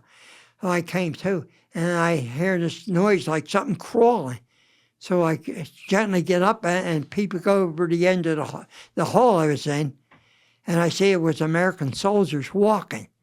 And so I climbed out of the hole, and I go over, and the last two guys are going. I say something to him about their company. He said, "We're the last two men of the company. We're the rear guard." So I said, "Oh, fine." So I followed them in. The rest of it, was leading now. The whole company or two companies had withdrawn for the day. So I don't know how long I was knocked out, but I must have been a while. And they reported you as dead. So when I get back, I followed the end. When the company turned to where their bivouac area was, I turned to where the aid station area was to my left. So I come walking in, and my CO was a medical officer, and his assistant was a medical officer. At that time, we had two medical officers. They turned around, and one said something to him, and he turned around, and all at once he got this funny, strange look on it. The CO got the strange look. You say, you think he saw a ghost. Well, he comes over to me, points his finger, said, "What are you doing here? You're reported killed."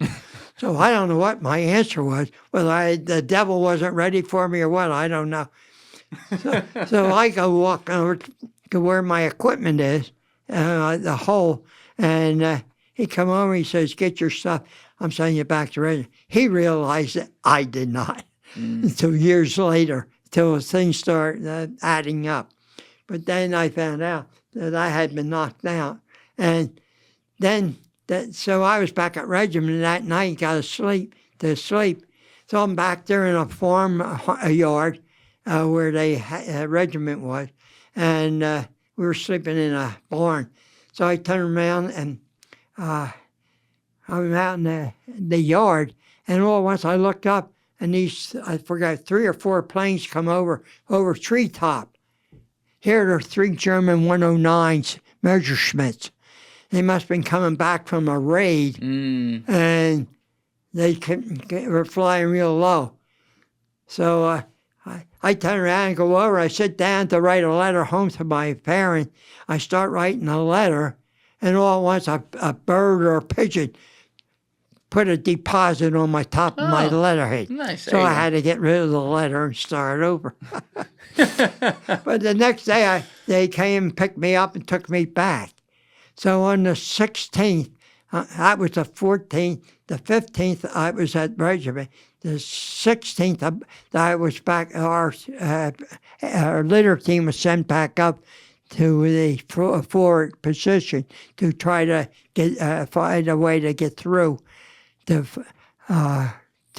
break or cut the supply line of the Germans. That's July 16th. That's July 16th. Okay. So while we're there, they turn around and I'm back up, and all the line troops are lined up. The whole company's lined up along the hedgerow, and the colonel in charge of the battalion was there, and he was directing them. They were pinned down by 1 or 2 snipers out in the way. But this other fellow, a couple of us went out in the field next to us. Now we know it's swampy, but to dig and see if we could dig down. And we were trying to dig a hole. Every time we would stand up to use our shovel to dig, we would get shot at. But it didn't hit us. It was hit near us. So we didn't know whether it had observation or not. So we turned around, this other fellow and I finally lay down. We had decided the day before to carry trench knives for any occasion came up. I had to cut bandages or anything. So anyway, we start digging in with the trench knife, and another fellow comes crawling over and to borrow a shovel. So all at once, he crawls back, and we keep digging. And he comes back. "What are you doing here?" He said, "Right where I was while I was over here, a shell hit right where he was going to dig." Oh, my God. So he gave that one up. And we had to keep digging. And then all of a sudden, a sniper the colonel stuck his head up once too often in the same spot, and the sniper got him right between the eyes. So we had to evacuate him instead of trying to get through have a battle going on. So we evacuated the colonel. He was only a major then. He was put in for colonel, but he led our from Normandy, from Monterberg, all the way through up. He was shot between the eyes? Got right between the eyes. Oof. O'Malley, Major O'Malley. Brutal. So, yeah, so that was the end of that. So that night, we didn't know it, but that morning, the colonel was informed that we were being relieved from that spot that night. We were going to be relieved, go back from the 83rd Division back to the 4th Division, back in the 7th Corps. So we turned around and we didn't go up anymore. So that when they brought the troops back, we turned around and it went back to the 4th Division report and became part of the 4th Division again. We were with the 83rd up to that point. Is this when you start turning the focus on marching in the direction of Paris? No, that's right. Okay. They turned around and they were getting ready for the breakthrough at St. Lo. Now, we went, Carentan is where we were located, and we turned around and we went back and joined the rest of the division at Carentan, getting ready for the breakthrough. St. Lo. I couldn't think of St. Lo. The breakthrough at St. Lo. Your memory's insanely good. It's getting terrible. Like I said. If my memory is as good as yours at 100, I'll be very happy. But anyway, we turned around and we went back, we joined them, and then we were there preparing for the breakthrough. And on the 20th, we moved on up. We were moving up. And the 8th and 22nd regiments were both on line. The 12th regiment of the 4th Division was in reserve, so we were in the hill behind them. On the 24th, or the 23rd, they took our steel helmets from us, from the medics, and they took them back and painted the Red Cross on them. So that's when we first, up to that point, we didn't wear them with a cross on them, but they put the Red Cross on them. So then, on the 24th, we got our helmets back, and that afternoon or evening, they turned around and Germans started shelling us.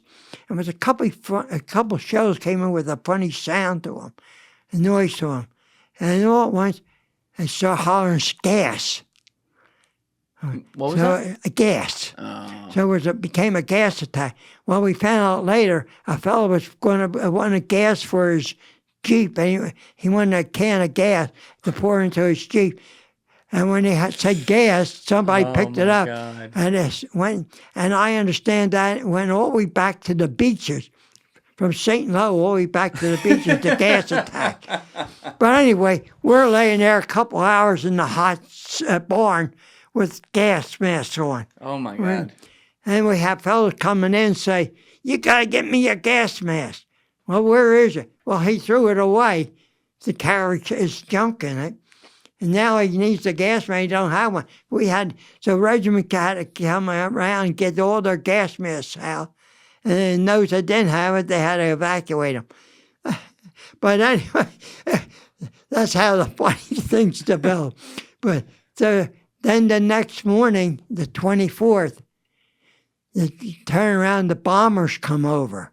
Now we're sitting on the hill before the hill is going to be bombed.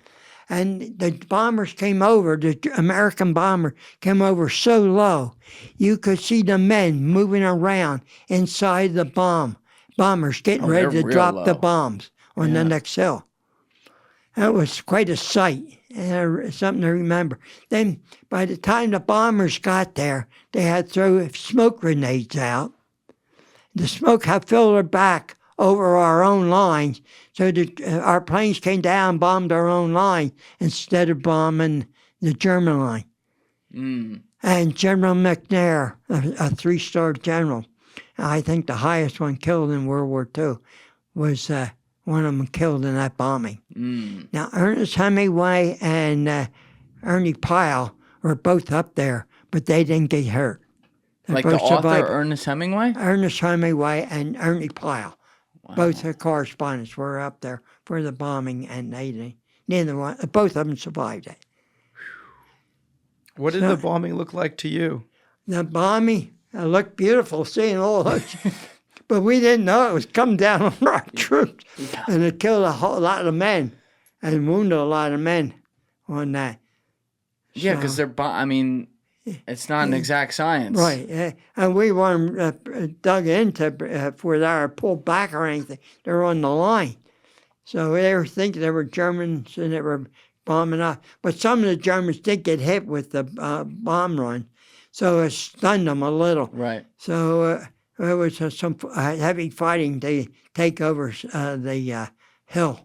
And we're in like the end of July now, right? Yeah, right. 25th of July was the bombing and the capture of St. Lo. Okay. The fall of St. Lo. Just to set the context, what Jake's talking about, Normandy was supposed to be a relatively easy campaign, but the planners did not expect the hedgerows, which were these fortifications that you mentioned, that really bogged units down. I mean, they were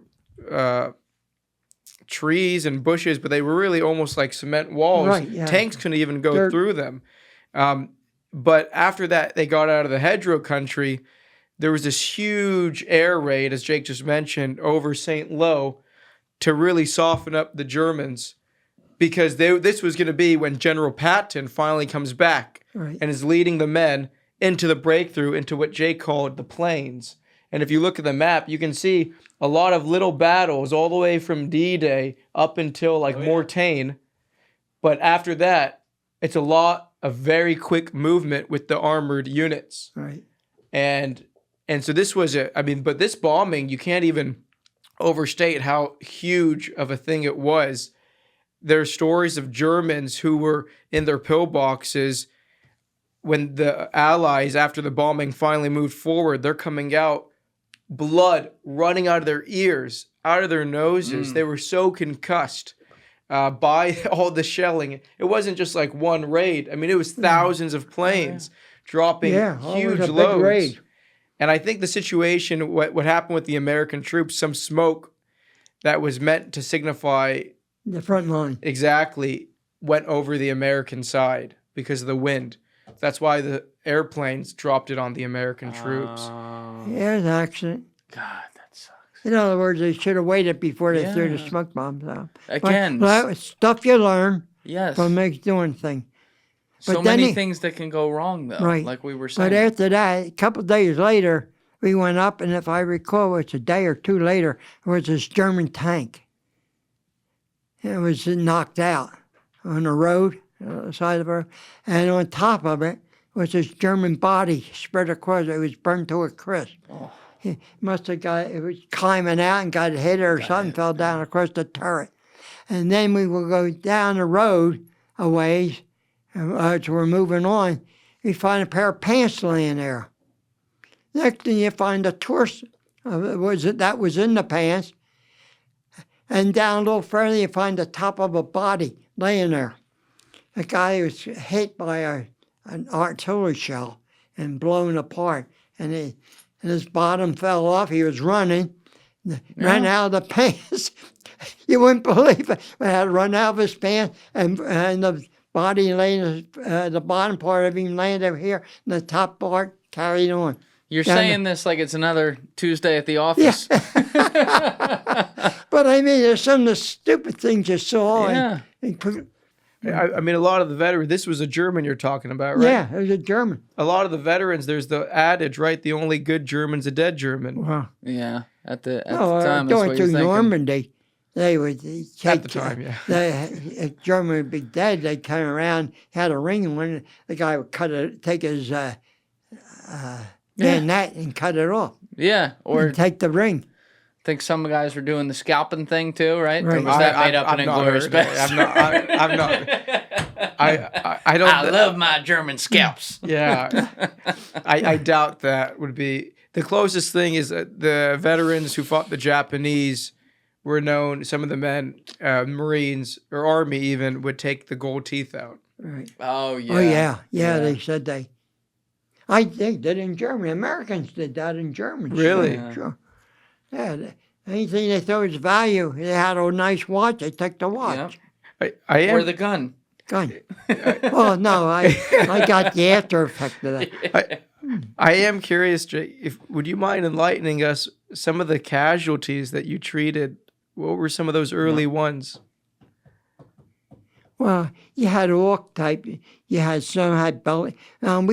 We picked a German up, one I forget in Normandy there, who had a belly wound. We brought him in. His intestines was crawling out. Ooh. Yet they make contact with the hospital or something, and they notified us there was no damage done to his intestines. Well, how they got knocked loose, I don't know. But he had they turned around and they fixed him up, and He was good. he was his prisoner, yeah. Oh my God. Another fellow, later on, I was going to tell you about a fellow, he got hit, and they turned around, and, well, I'll tell you when I get to it. Okay. But real quick, Jake, we're up to St. Lo. Can we stop for 1 sec? I just have to go to the bathroom, but Yeah. we'll come back and talk about Sure. St. Lo. All right, we are back. We were just going to talk about St. Lo, but real quick before that, would you mind just walking us through the many medals you have right there? I keep looking at these all day. You have a million of them. The first medal is a Bronze Star. It's a decoration. It's a Bronze Star medal. It's a V device on it, which was given for valor. The first two medals were valor. The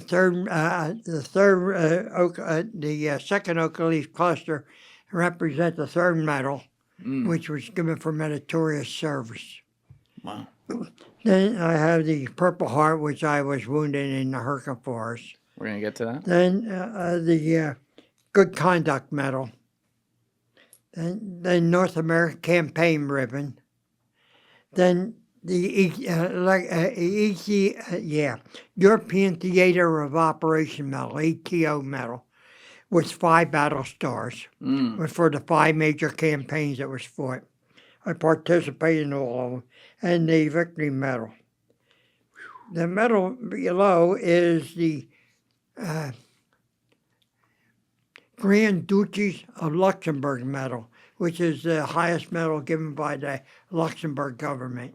The next medal is the French Chevalier, which is the French Legion of Honor Medal. And then the next medal is the 25th anniversary of D-Day. Whoa. And then below them are 3 new ones that are just coming out for the 80th anniversary of the Battle of D-Day, of the Battle of Bulge, and of the victory in Europe. That's so cool. Wow. Yeah, like I said, you got a really decorated uniform there. I was supposed to get a Silver Star, but for some reason it never got it, for going into enemy territory, infiltrating through into enemy territory. Was that in the forest? It was up in Niederprüm, Germany. Okay. And that's where you... Yeah, I know. Yeah, okay. That's where I got the rifle. Right. I'm putting 2 and 2 together now. All right. Well, We went up there and the rifles, so we grabbed one. Somebody got an idea and go gun hunting oh, nice. and make a stock. Yeah, get a little German memorabilia, if right, you will. yeah. I got you. Okay, so St. Lo, though, this is at the end of July, right? Right. And what happened here? Well, we were, after we left St. Lo, we went down the roads and we passed, I told you about the fella getting hit by a shell and blown apart, unless it's bottom and all. Then we continued. Then the second, as we're marching on the road, we had, Patton's supposed to be coming in, so everybody's asking, where's Patton, where's Patton? So I think it was around the 2nd of August, they turn around and some tanks come rolling down the highway, or the roadway. They didn't have big highways; they had roadways, and they just rode down. And we were on each side of the road, and they went through our. And then he went down, and we didn't know it. But Patton turned, and when he got down to Brittany Peninsula, he made a turn to the right and went down into Brittany Peninsula to clean that area out, because there's supposed to be some high German, I think, Nazis or SS troops or something down that area. So he went down to clean that out. And next thing the 12th Infantry Regiment was rushed up to support the 30th Division. And when we got there, they turned around and instead of being a support, we had to go right into battle. And here the Germans had cracked armored divisions there at Mortain and pushed the 30th Division back one company on 1,000 yards, which was a big loss. Yeah. So they turned around, and one of our battalions was helped. The one company, one battalion out there. The balance of the 2nd and 3rd Battalion were turning around and giving us an order to clear out a marshland, which was 8,000 millimeters wide, to clear that out, and which was swampy area. So they turned around, and the 2nd and 3rd Battalions worked, and the colonel of the 2nd Battalion had a match made, and we were able to bring in some armor because it was a swampy area. We had to have something to stabilize some tanks and all to come in. So they were able to stabilize it, and we were able to get some support, artillery support and all. So we fought, and we went from the 7th of August until the 13th, the night of the 13th of August. They turned around, it was heavy. Some of the worst fighting of the war happened during that fighting. And on the night of the 12th, the Germans threw a heavy barrage. And one of the fellows said they must be leaving. And they, instead of taking their shells with them, they turned around and going to leave them on us, dump them on us. So we had an awful heavy barrage. But anyway, he had a colonel who was the battalion commander who was killed in that, or he was seriously wounded up in Mortain in the battle, trying to gain ground. And they turned around, and he had a major was seriously wounded, and several of his radio man and a couple others were killed. But anyway, they turned around, and they had two litter teams come up, and to get the colonel and one of his aides. And they turned around, and when they were they brought him back. Now, I was on one of the teams, and the colonel was very in bad shape. We didn't expect him to make it. But we got him back to the aid station, worked on him, and they turned around, was able to evacuate him. And I was up at Boston to a reunion up there, and who comes walking in but the colonel and his wife. So he survived. He made it. What were his injuries? Shrapnel wound all over from the German. The tanks were firing on there, and we had little support, mostly just manpower. And I gotta think, when you with such heavy weaponry like that, when you're coming up on some guys who maybe are still alive, but they're just, they've been decimated by this weaponry. What are you just holding their hand on the way out and giving them comfort in their worst moment? A lot of times, no. Their wounds sometimes aren't that serious. Now, This one I'll tell you later about. Okay. He kind of had a hip wound, so he fell as they were withdrawing.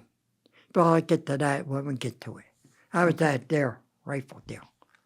So, in, what was that called again? Niederberg? Niederprüm. Niederprüm. Niederprüm. Right. Okay. They tell me little prune, it means little prune or North Prune or something.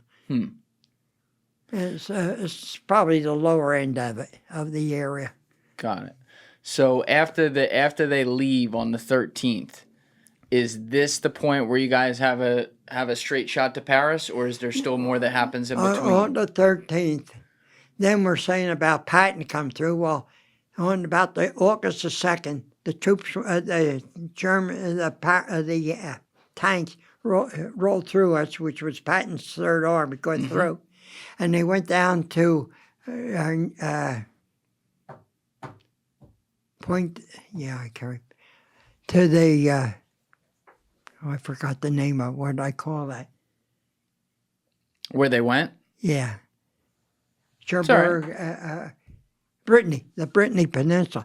World War I, that's where most of our troops came in to land it in World War I to go in the battle. But anyway, they turned around and after we left, we were rushed up to help the 30th. Well, we had such heavy fighting and all.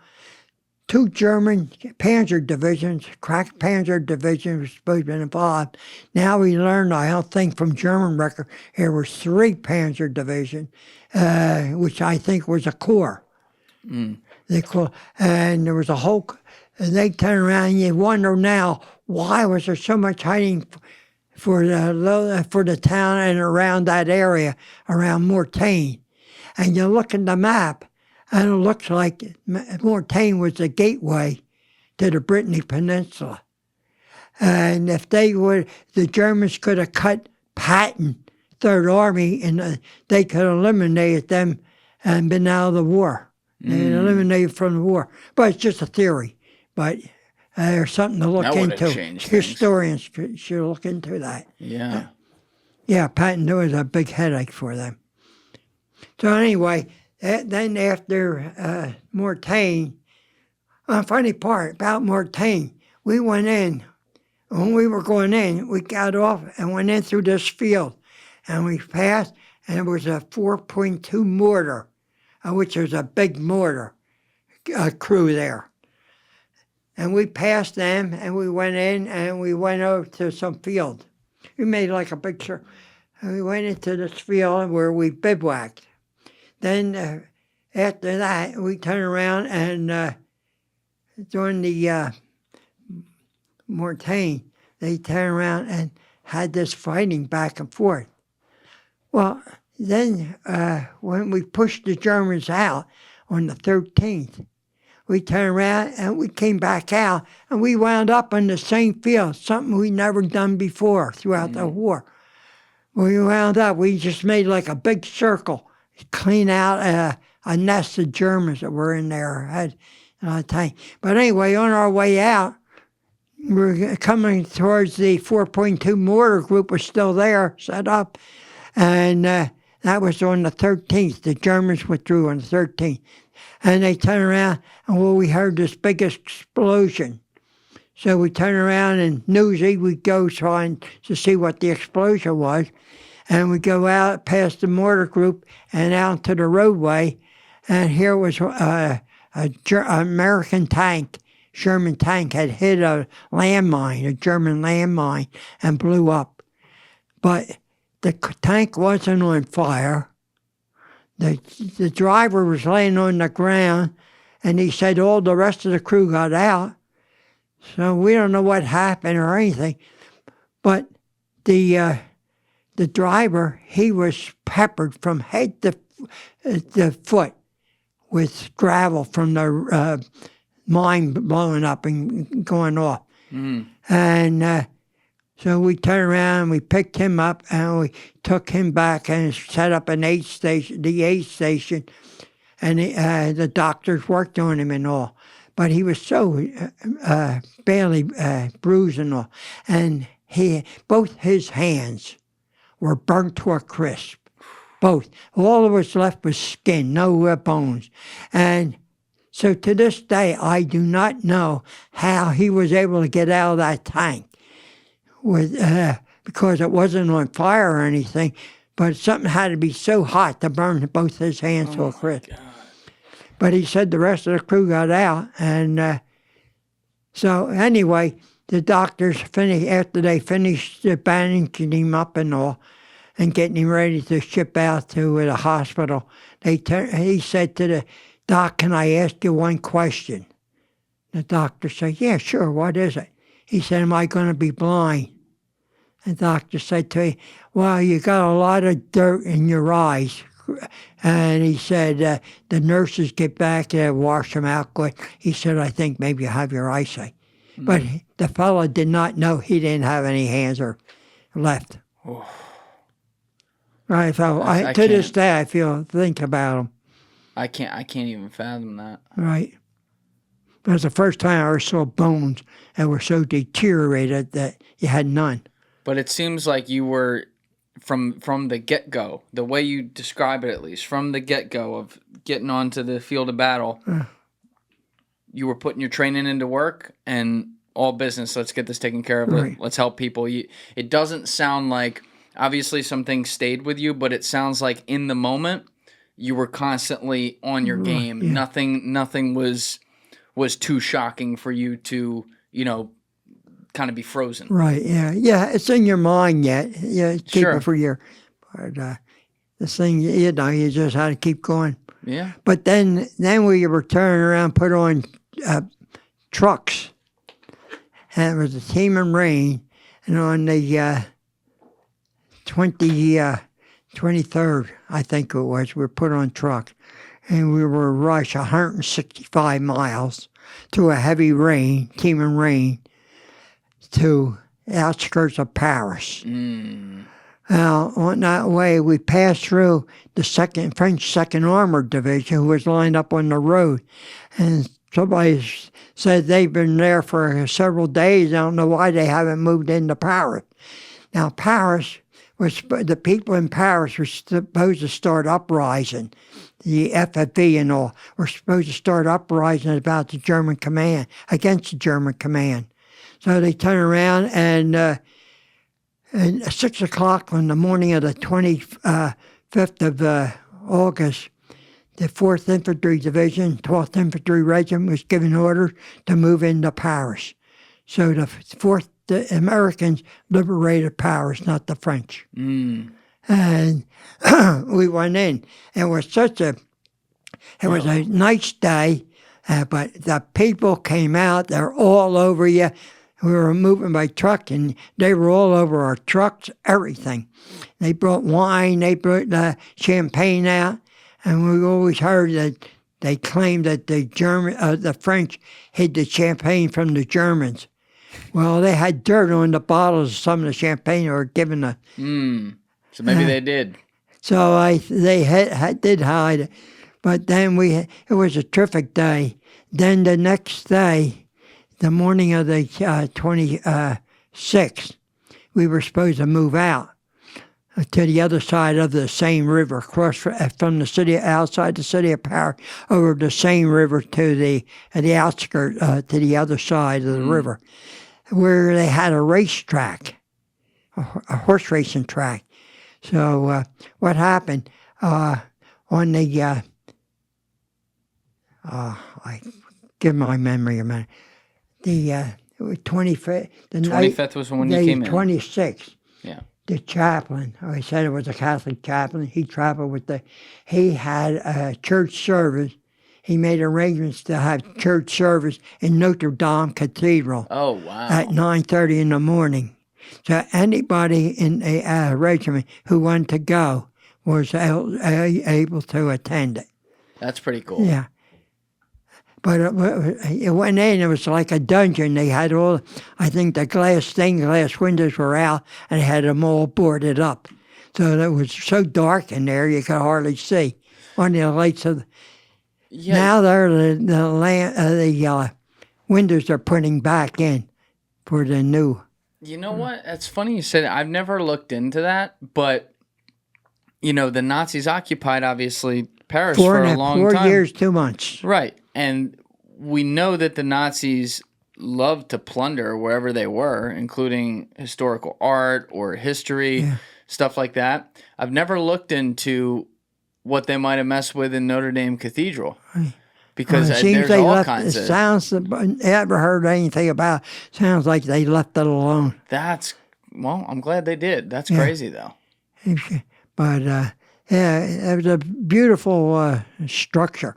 I'm glad they're able to rebuild it or reconstruct what was damaged. Yeah, that fire. What was that, like 5-6 years ago, something like that? It's going to be open this December, I think. Really? Yeah, they expect to finish the top. Yeah, that was nasty when that happened. And they're building back the way it was. That's awesome. Bring it back. Such a historical place. Right, yes.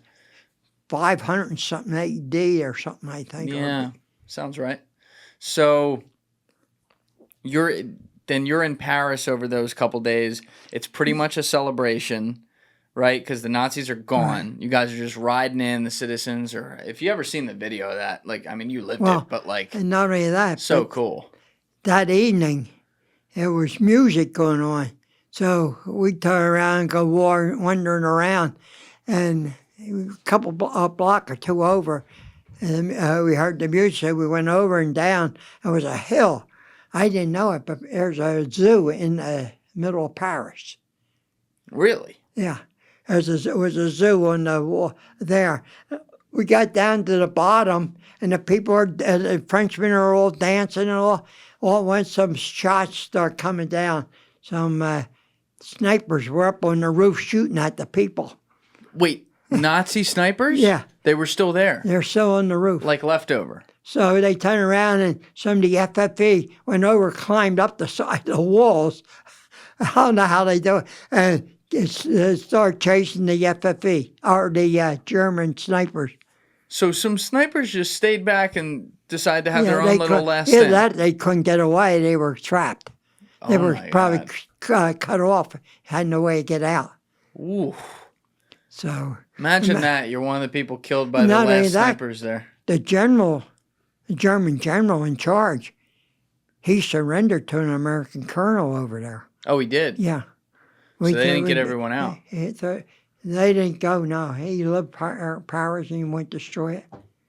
Whoa. He would have been killed otherwise because Hitler he didn't obey orders. Yeah. Hitler didn't want anyone. Hitler had ordered to be blown. See, that's why we were ordered to go in, the 12th, because they heard that the Germans had booby trapped so many of the buildings and the bridges to have them explode. So we were sent in before the French would have an uprising and have them start blowing the place up. Right. Yeah. What was it? Operation Barbarossa, the one that was in the east, the Soviets. I forget the name of the general, but like Hitler wanted to have the guy executed for surrendering when he surrendered because their army was surrounded by the entire Red Army and was going to be killed. Like it don't make sense. Yeah, he was quite crazy. So how long were you in Paris? We were just in the city overnight. Next morning we moved out, went to the church service, and we moved from there across the Seine River. And there's a racetrack a short distance from the river. And they all during the war, they operated that racetrack. But the 2nd Battalion Medical Detachment took over their canteen area and used that as the aid station. So we were there about 4 or 5 days. And during that period, the Germans had bombed the lower part of Paris. And they had also, we were fighting back and forth, and we finally got them, and they withdrew. So on the 28th, I think, or 29th, when they had the parade, we were expecting to make it, the 12th Infantry Regiment. But instead of that, with them withdrawing, we had to keep after them. So we wound up, we were one day from when they had the parade in Paris. And they brought the 28th Division from the Brittany Peninsula over to Paris to make the parade. So, and you had said earlier that it was once you got to Paris and saw that where the vibe started to be, oh, we're going to win this thing. well, then we went on, start moving faster and over open country. So it made it a lot easier. Did they? So when you spent those 4 days in the area of the racetrack and everything, and then you start moving east, were you told at this point, hey, the objective is we're basically now like trying to get into Germany proper and end this thing, or what were the orders coming down at that point? Well, in September, we were the end of August was when they liberated. I think the 28th or 29th of August. We were a day away from Paris. We had just left Paris the day before. And we were chasing the Germans. Then we turned around and we went up to St. Quentin. St. Quentin's a big town over, and there some German horses, they had horse-drawn carriages. Some horses got killed. And while we were going through, liberating this town, the people were out carving up the horses to get the fresh horse meat. Because that was a delicacy. Yeah. But then we were there a couple of days, about 2-3 days. Then they brought trucks up, or buses, I forget which it was. And they turned around, put us on, and took us down around and brought us down to the bottom of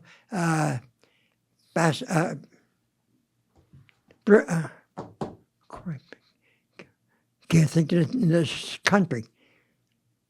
You're fired. What's the name of the country next door to? You got Belgium, Luxembourg? Belgium. You're getting on yourself. I can't believe the names of the infantry divisions you can remember, all the towns and everything. Your memory's unbelievable. Belgium. We went around at Belgium. And we went through Belgium, up through St. Hubert and La Roche and all that. Cleaned them all out. Very little damage done to the towns or anything. They turned around and kept the Germans on the run. In La Roche, the Germans were making a stand. I was sent up. When you don't expect to stay long, they didn't lay wire for communication between the company and battalion headquarters. So I was up at a forward aid station, which was a cliff overlooking the city of La Roche. And the colonel and all was there directing the work. And we were watching them. And we had a 75 millimeter gun up there, anti-tank gun. And we were shooting across. There was a fort on the opposite side of the town. And we were shooting across at that fort. Anyway, you could see the people moving around down there and all, like looking out of a window. Oh, yeah. And it was really something. Anyway, they turn around and all at once there's somebody starts climbing up the castle, the wall of the castle. And he ordered them to stop, and they wouldn't stop. And kept telling us not to go and all that. Anyway, then they gave orders, put a 50 caliber shells, make a circle around them. They still kept climbing. So they figured it was a high German trying to get away, get in the castle. So they turned around and cut him down, or cut him right in half.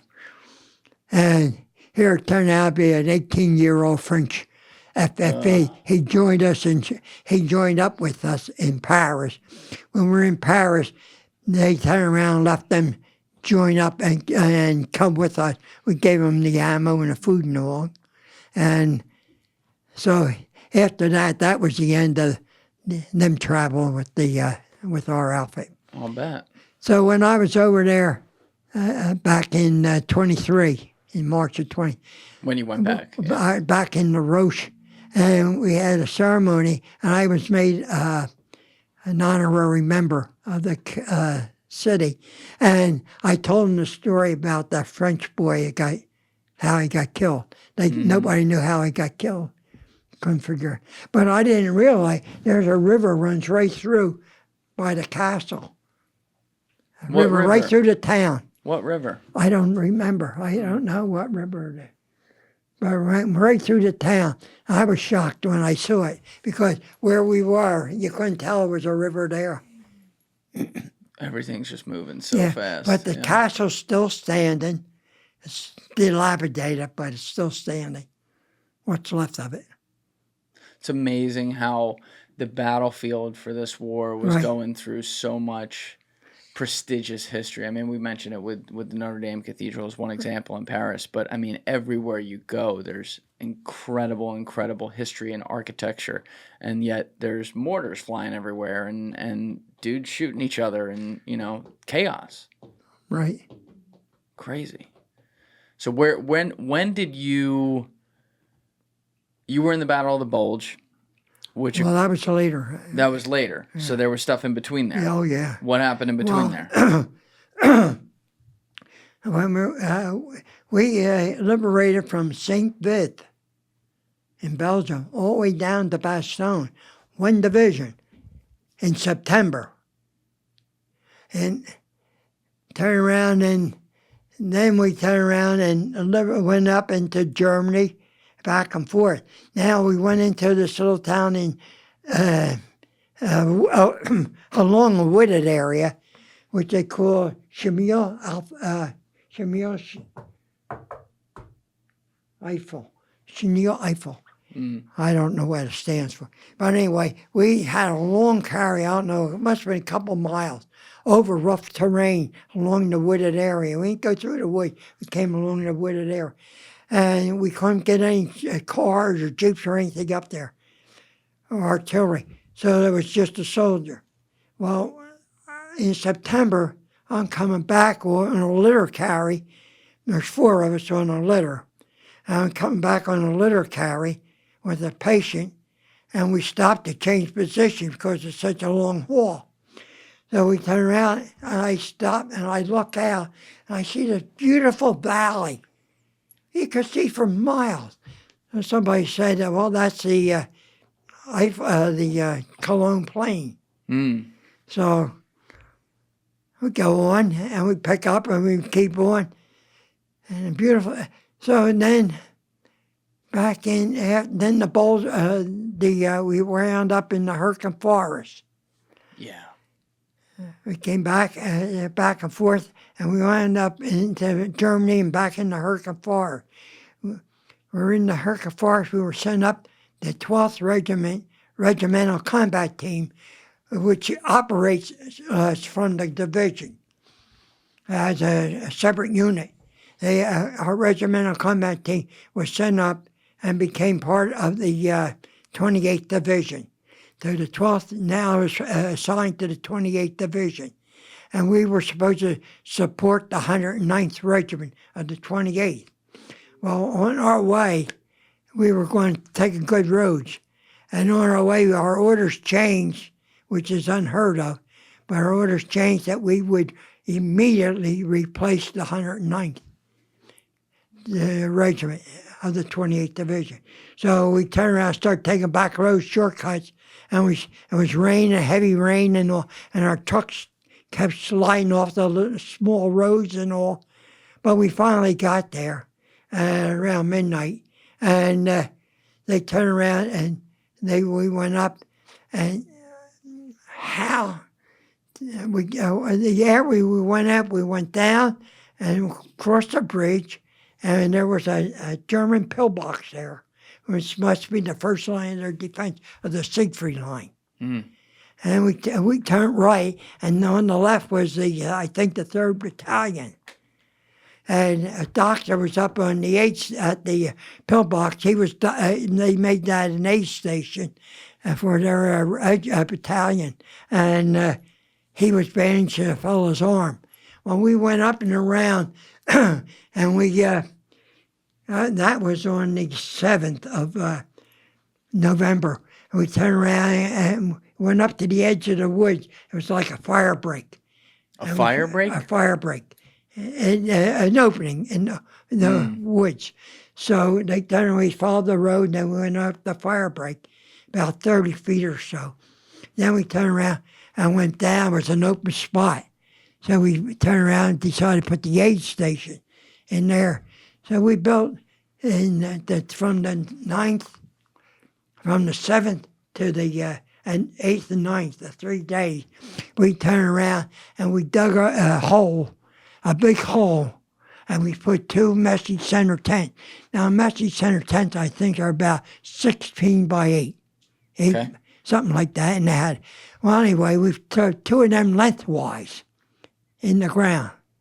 Then we turned around and had people from the A&P, from the headquarters, and come over, and the platoon come over and cut down some trees for us and all. And they turned around and we hauled them over and we put them on the side of the tents and all around, made it like a bunker. Then we took 10-inch and 8-inch trees and put on top and made a bunker out of the 48 station. Then on the 10th, we were supposed to jump off on an attack against the Germans. So to get to we had to travel about 1,500 feet, go down a steep ravine, across a little stream, and up the other side, and then across a plain about another 1,500 feet to before their line, the German line. And they turned around, and when we were there, we were moving up. They were back to their line of defense. And we were waiting to move into position. Excuse me. They turn around, and I'm standing there. I look out. It's starting to get daylight. And I see about 8 piles of American dead. And just American. In one spot. I never saw it from the beaches all the way through. You said piles. 8 piles. And there were 4 abreast, shoulder to shoulder, neatly stacked, not thrown in a pile. They're only about 100 feet from the line of departure, the front line. So you wonder in your mind, how can this happen? It just don't make sense. Yeah. And there's only Americans. The 9th Division was on the bottom, and the 28th was on top of them. So it didn't make sense. Well, anyway, all these years, on the 50th anniversary, the 28th Division was supposed to have presented a mural up at Indian Town Gap Museum. And it has a thing showing where 2 truces were supposed to be called. And the Germans and Americans worked together to gather up the American casualties, and that's when they would and then throw them in the pile. They neatly stacked them, show respect to the dead. But I have a picture here. Yeah, I don't even know what you say to that. To show. This is a picture. Oh, yeah, we were looking at this right before. So this... That's a picture of them bringing the medics, and the aid station was over a tent over here. I showed it on a big picture. And what we were talking about before we were on air is about how during this time there were some sort of truces called. Yeah, 2 truces. Yeah. That's the way, and that's the only made sense. Now you can make sense out of how American bodies would be stacked so neatly. And you have Germans, not... They show the German there. Right, you have Nazis and Americans. That guy with the big red cross in the center, he's a German. What's up? Move the photo more. It's off. Oh, here? Yeah, there you go. Right there? Sorry. Yeah, that's an unbelievable image. I never knew anything about that history, about how there was like, I mean, we had heard stories from World War I where they called truces because there were wolves out there and they're playing soccer outside the trenches. No kidding. But we don't hear about that in World War II. We only think about... That's why I say Hurtgen Fire is going to become more well-known, I think. People are just starting to hear about it and we get interested in it. Yeah, because every outfit that went into the Hurtgen Fires, good fighting outfits. It's just like going through a meat grinder. Yeah. They were so chewed up, it wasn't funny. Yeah. And mean, the casualties we have, and to get the casualties from the front line, where they'd be wounded, down the ravine, across and up the other side, another 1,500 feet to the aid station. It's unbelievable. Now, on the 10th, we jumped off on an attack. On December 10th? On November the 10th. November. In Hurtgen in November. November the 10th, we jumped off on an attack to take a town. We got one squad across a roadway, and all hell broke loose. We had thrown an hour barrage on them. The night before we sent a patrol in, they thought there was nobody there. And we'd go back the next day. They stopped us cold at the highway, the road, and we had to withdraw. We threw an hour barrage. They threw an hour and a half. Now, we were set up. We had 2 line companies, and a German minefield, and another line company. I was with this E company at the time, which was the one company. The other E and F were on the other side.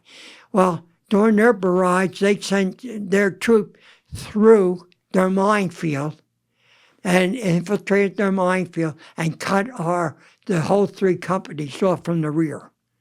We were all cut off for the whole day. We were surrounded. So we turned around and we were getting our casualties, and then we had made this advanced aid station. So we're looking around, we find a German white flag with a red cross on it. They must have used it as an aid station too. Well, we had about 21 men in this area, including the medic. And their pains, as the day grew longer, their pains started hurting them more. So we turned around, we decided, now we had 7 litter cases. We had 2 litter teams, 4 men to a litter team.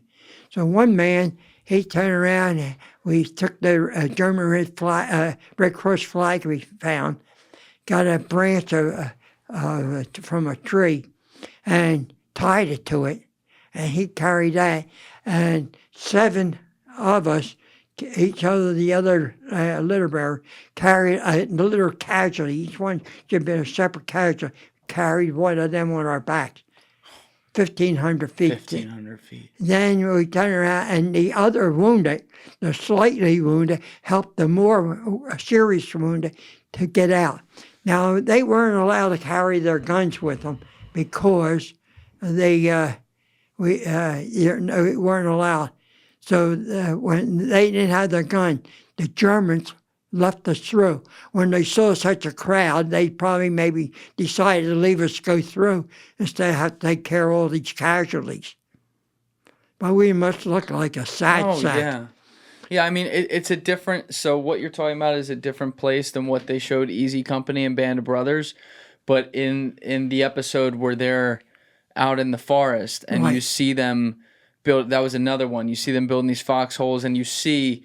One of the episodes is through the eyes of the medic himself, who had to come on into where the foxholes were, get people out, get them to, an emergency evac center in town, which was being bombed too. Right.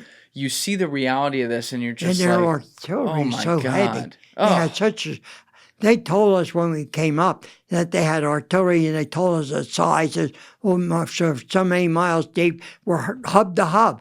And we said, what? I found out one mistake. Instead of jumping off on a division attack, they jumped off on the battalion's attack. What do you mean? Only one little group. So the Germans were able to concentrate all their gunfire in one area. Oh. Sitting ducks in some way. That's the way we were. Whoa. Yeah, that must be... And you actually, I want to say this, you sitting to your left right here. Yeah, that's out in the Hurtgen Forest. They presented that to me up in Volsneck. This was a few years ago, right? The 2023, March of 2023. So you went back to in March of 2023. the Hurtgen Forest, right? And this is a piece of I was back in part of Hurtgen Forest. right. So this is a piece of No, of a tree. It's a tree. You can see it's part of a tree. of a tree from within there where this battle was fought. Right. And they put a museum, a German museum, in Volsneck, Germany, which is near Schmidt. And they turn around, and when they were putting this museum, the museum, they had a ceremony there where I was presented that.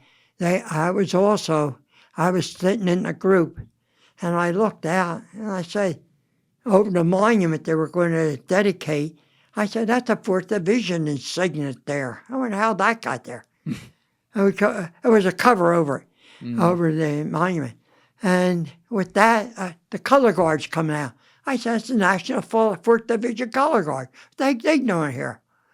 Anyway, the ceremony, and then I'm sitting in the crowd, they called me out. They come up and asked if I would help to participate in presenting the monument to the museum, which I did. Here I was the one presenting, actually made the presentation of the monument. That's amazing. Yeah. But in the first place, That's a stone-like. what was it like to be back there? Well, you look for places. I look for holes. You see pictures of me looking, but we were in the wrong spot. I gotta get somebody. Now, I just talked to a fellow the other day, and he's a friend of another fellow, a German fellow, who was our Jeep driver during the trip I was on in 23. So he's going to talk to him, does research and all. And I'm going to find the information I wrote down, the town and all, and see if he can go in that way and go and find a location. Because I'm trying to find out how deep was that ravine. Was it 75 feet? Was it 85 feet? Or 100 feet? I don't know. I have no idea. It may have only been 50. But it took us a couple hours to go down one side and cross and go up the other side without any patience. And all our supplies, our food, their ammo, and all had to go through the same routine. And of course, that open plain. It's such savage you warfare. think back, you wonder, how in the name of God did we do it? I don't know. I mean, when to bring them down a steep, the cliff was almost straight up and down, about, I would say, an 85-degree angle. It was almost straight. oh my God. And when you get about 15 feet from the top, then it tapered to a 45 degree. It reminded me of an old riverbed. And I asked somebody if it was, but they said they didn't know. But I was hearing about those dams, the dams that there was on the other side of Hurtgen Forest, hearing about them. You wonder if that was a main course of the water going through for years and made that deep ravine and all. Because it just looked like me at the time, that it wasn't grass or anything, it was no riverbed. How did this battle end? Like it ended on December 8th. It says it right here. But like, was it as simple as the Germans had enough and moved back? The Germans, every division that came in after us wound up the same way, just like going through a meat grinder. Everyone was chewed up. Yet now we find out, right next door in the Ardennes forest, the Germans were building their Panzer divisions up. Yep. So they were chewing us up and depleting our security while they were building theirs up to make the Bulge. Yeah. So then they basically wanted to put all their chips in that basket. It seems that way. But the thing is, on that was November. On the on the 16th of November, the 28th Division was relieved by the 8th Division. So it meant the 12th Infantry Regiment, now was Regiment in Combat Team, went back to the 4th Division. We were with we were part of the 28th. Our orders were coming from the 28th Division. Okay, all right. The regiment became next to regiment they gave them. Got it. So we were part of the 28th. Then we came back to the 4th. Now On the 16th, they brought the 4th up to the Hurtgen Forest, and we're going to set them right next to the 8th Division. So we had to come out of here, and we were there for 2 weeks. We come over, and we joined the 4th Division there for another 2 weeks. We were there a whole month, the 12th Infantry Regiment.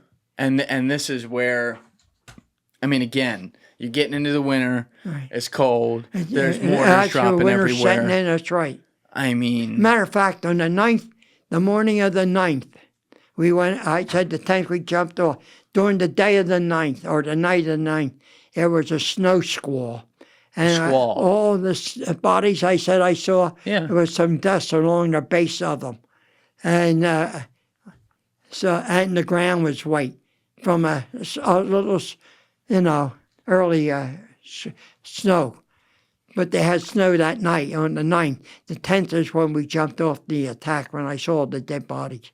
But for 50 years, that was in my mind. I couldn't come up with an answer. And you were saying off camera, some of this is really, they're just learning about it, and it's history we got to study. There's General Gavin of the 82nd Division. He turned around, and I saw an article he wrote in the Heritage Foundation. Okay. A couple of years ago. He said they came up and replaced, it was the last ones, I guess, in the area.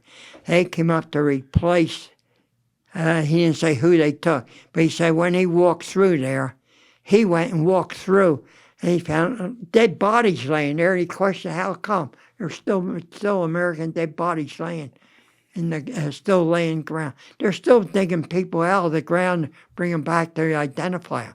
I was down there. Now? Yeah. I was down at Dover Air Force Base last year, and they're turning around and they got a big, what do you call the thing, to take care of the dead. Well, they got a big one of them doing research down there, bringing them alive from the Hurtgen Forest, because I was invited down. When they heard I was in the Hurtgen Forest, that I was invited down to the ceremony. To this. Receiving the remains at the base, right? Yeah. I forget what they call it. All right, so let's type in I keep saying that wrong. Hurtgen Forest remains recovered U.S. soldiers 2023. That's unbelievable. So they're still digging up bodies. Matter of fact, they had the natural. I think it's their second line of defense. After the ravine, and what we got to was their second line of defense. And that was all natural, like shrubs or weeds or fields, like a wood line. And in there, they turned around and had put barbed wire and satchel wire. So when a guy would try to go through it, he got hung up on it. Oh, my God. We had one guy got hung up in the 22nd Division, who was over on the other side of the 12th after that. He got hung up, and he must have hollered or cried so bad that a German lieutenant came out and tried to help him to get out of the entanglement. And as the German lieutenant was helping him out, German lieutenant stepped back on a German mine and blew himself up. And the American 22nd Regiment put a monument in his honor. It's over there today. Whoa. Well, we just pulled up this article about what you were talking about, unless you got this. So this stuff I never heard about. This is September 2023. Remains identified of Michigan soldier who was killed in the Hurtgen Forest during World War II. Okay. The remains of a U.S. soldier from Michigan who died fighting in the Hurtgen Forest were identified in July. The Defense POW/MIA Accounting Agency, DPAA, said Monday that the remains of U.S. Army Staff Sergeant Max W. Thurston were identified on July 7, 2023. Thurston of Flint was 19, just like you, assigned to Company B, 1st Battalion, 109th Infantry Regiment, 28th Infantry Division. The DPAA says its regiment was fighting near Germany in the Hurtgen Forest when he was killed in action on November 6, 1944. His body couldn't be recovered due to the fierce fighting, and once Americans secured the area, there was dense vegetation and heavy snowfall. So don't say anything about the lieutenant. About who? That lieutenant, German lieutenant. got Right, killed. right. It doesn't say that one, but I'm saying like they. That stuff I never heard of. I never heard of any of that. That's crazy. Mine was all verbal. Like, Yeah, but still, like the battle's so intense. There's so many things going on that you don't even have time to get somebody. to this day, they got to watch. There's mines buried there. Yeah. There's a lot of mines there. And a lot of our guys died from mines blowing them. Yeah, we don't think about this stuff, but how do you even I how do you mean, even get rid of that? Like it's just in there. you got to go back and get them out. Then they're going back and digging them out, trying to dig them out. I mean, you say And we somebody don't. steps on it. You say we don't think about that. Like in the West, we don't, but countries that were occupied definitely do. Yes. Right, yeah. Like Germany has, just like we have fire departments, police departments, they have a whole unit in their civil government dedicated to finding unexploded ordnance, bombs that were dropped from planes. That's right. I mean, so they definitely have outfits that, I mean, the war is still very real in Europe, right? Wow. Yet they live, and they're very appreciative to us. When I was over there in Normandy, they're so appreciative. Even German people came up thanking them. Of course. Yeah. Yeah. They That's said, great. you liberated us too. Yeah. Because You had a chance to go. You're mentioning I was it. over You there went to in the Normandy. 80th. I met the President of the United States over there. Oh, that's amazing. Yeah. How cool Him was and that? his wife. They were both, that was great, an honor. Yeah. And then, not only that, but I go up and being smart, and I say, I'm Jake Ruser, I'm from Philadelphia. So, because I knew he liked Philadelphia. Yeah. Here, he's been. So anyway, he said, you take a picture with you? I said, I'd be honored to. So he turns around, he said, wait a minute. He turns around, he takes the American flag. They're both standing together, American and French. He moves the one over, then he took the French and moved it over, and we stand like in the middle between them. Oh, that's cool. And he took our picture. I was the first one. The rest of them came through after he talked to them too. It's I got. met him and his wife both. It's got to be pretty cool though. So- Not only to go to that and reflect on what that is and how you were there, but also you have these people from all different countries who are so grateful for what you did. That's what I can't get over. So many young people, Yeah. generations like, and they had their children, all their families there and all. And we had a ceremony on the 4th, I think it was, on Utah Beach. Then we went to St. Mary Glees, and we were there, and we spent a day there. Then we went back to St. Marie de Mont, and we were in another little town on the other side near Caen. But that town near Caen, they had, you know what Blessed Virgin Mary is?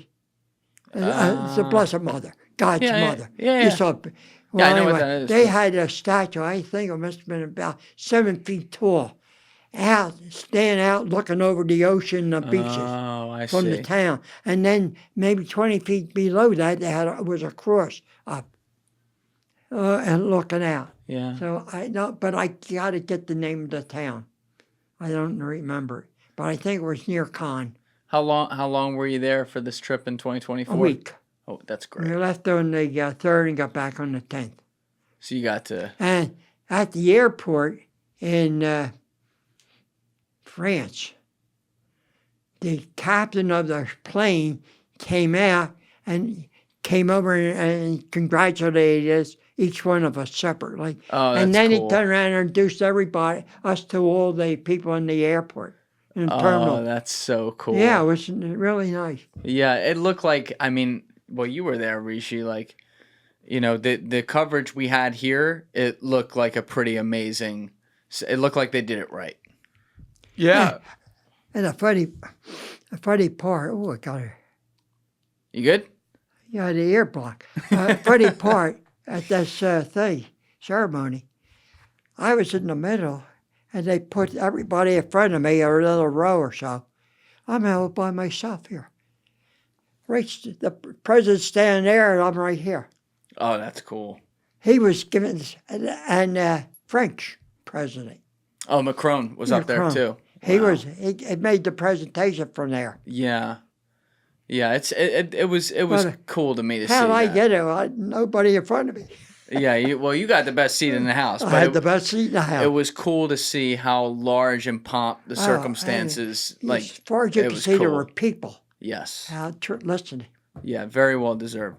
But we left off. So you finish in the Hurtgen Forest, and that you said the Germans had been building their Panzer division in the Ardennes Forest for the Bulge. All their panzers were being burned in the Ardennes Forest. Right. Now, in September, when we went through that area, the Germans, we didn't go through neither forest, neither the Hurtgen nor the other. But, or actually, we didn't. It wasn't the German. It was the Ardennes we bypassed. The Hurtgen was German territory at that time, so we didn't go through there. But anyway, we found out later from this thing. If you get a chance, get it from about Gavin in the Hurtgen Forest. Okay. From the Heritage Foundation. Oh, the one you were talking about. Right. Yeah. And he tells you about them going through, and more or less he says we should never went through. They claim Eisenhower's staff, who was doing the planning of the attack, did not have any idea of any roads or anything else. Fire breaks or anything. Had no idea. The valley, they had no idea. That's why they kept sending us in, troop after troop, to keep attacking, because they thought it was level. Most forests are level. Or, hills, but they're not ravines and all. But this one was something exceptional. Yeah, it might be. I mean, this is total Monday morning quarterbacking, but it's like once they got in the south in Sicily and carefully moved across, okay, success, we're getting onto the mainland. Then they do the wild mission in Normandy, which somehow gets pulled off. They start taking land in France, and suddenly you're moving faster and faster, and you get a lot of momentum. So as you're doing that, you're getting closer and closer to Germany, and you start, like, the wheels get a little bit out of control. That's what the ICE group figured. We were rolling so fast. Yeah. So that then causes something. We went in a Hurtgen Forest. If we would have bypassed, went around it. They said for the dam, but they never mention the dam up to this point. So when did the Battle of the Bulge begin? The Battle of the Bulge began. Well, anyway, we were in the Hurtgen. We were there 2 weeks with the 28th Division, the 12th Infantry Regiment, and the 2 weeks with the 4th Infantry Division, who had now been brought up. That's right. So on the morning of the 23rd, the Germans attacked. Now, they gave her the order, if the Germans attack, don't wait till they get on top of you before you shoot. Why did they say that? I guess to see the whiter eyes, so they got a better target. Okay. That's the only thing I can assume. But anyway, they turned around and they waited till they were within so many feet of their line, and then they all opened up. Of course, the entire line. There was 278 men in who were attacked. 273 body counts after the thing was counted dead. Whoa. 200, or two of them had escaped. One was wounded and one was killed in the advance. So so on the night of the 24th, we were relieved and given a couple days. We were sent down toward a couple towns near Luxembourg and a little villa where we had a couple farmhouses. Nice. So can we pull up Battle of the Bulge on Wikipedia, by the way? And then we turned around and Christmas we didn't get any turkey because with the fighting going, nobody knew what was going on or what was what.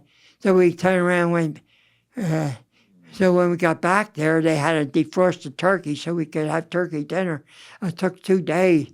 So here, we had a nice turkey dinner on December the 27th, my birthday. I told her, right on I didn't time. tell everybody it was my birthday, but it worked out well, though. It worked out. I can brag about it. That's great. But this battle though lasted. I wanted to double check it to make sure I wasn't messing up here. This battle lasted Like the 16 Bulge. to the 20, Bulge to the 25th of January. Yeah, 28th. Yeah, deep into 28th January. Official. Yeah. So there was still a lot going on after the New Year The came 22nd in. was supposed to be the official date. So did you go back onto the battlefield? Well, then we went back. We worked our way back.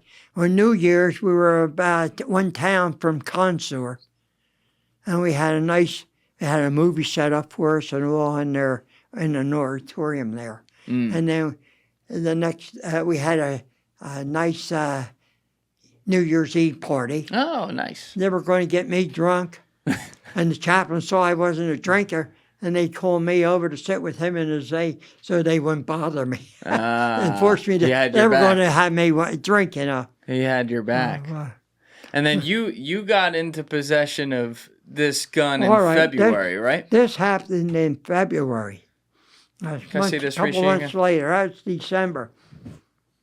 So this is 2 months later in Germany.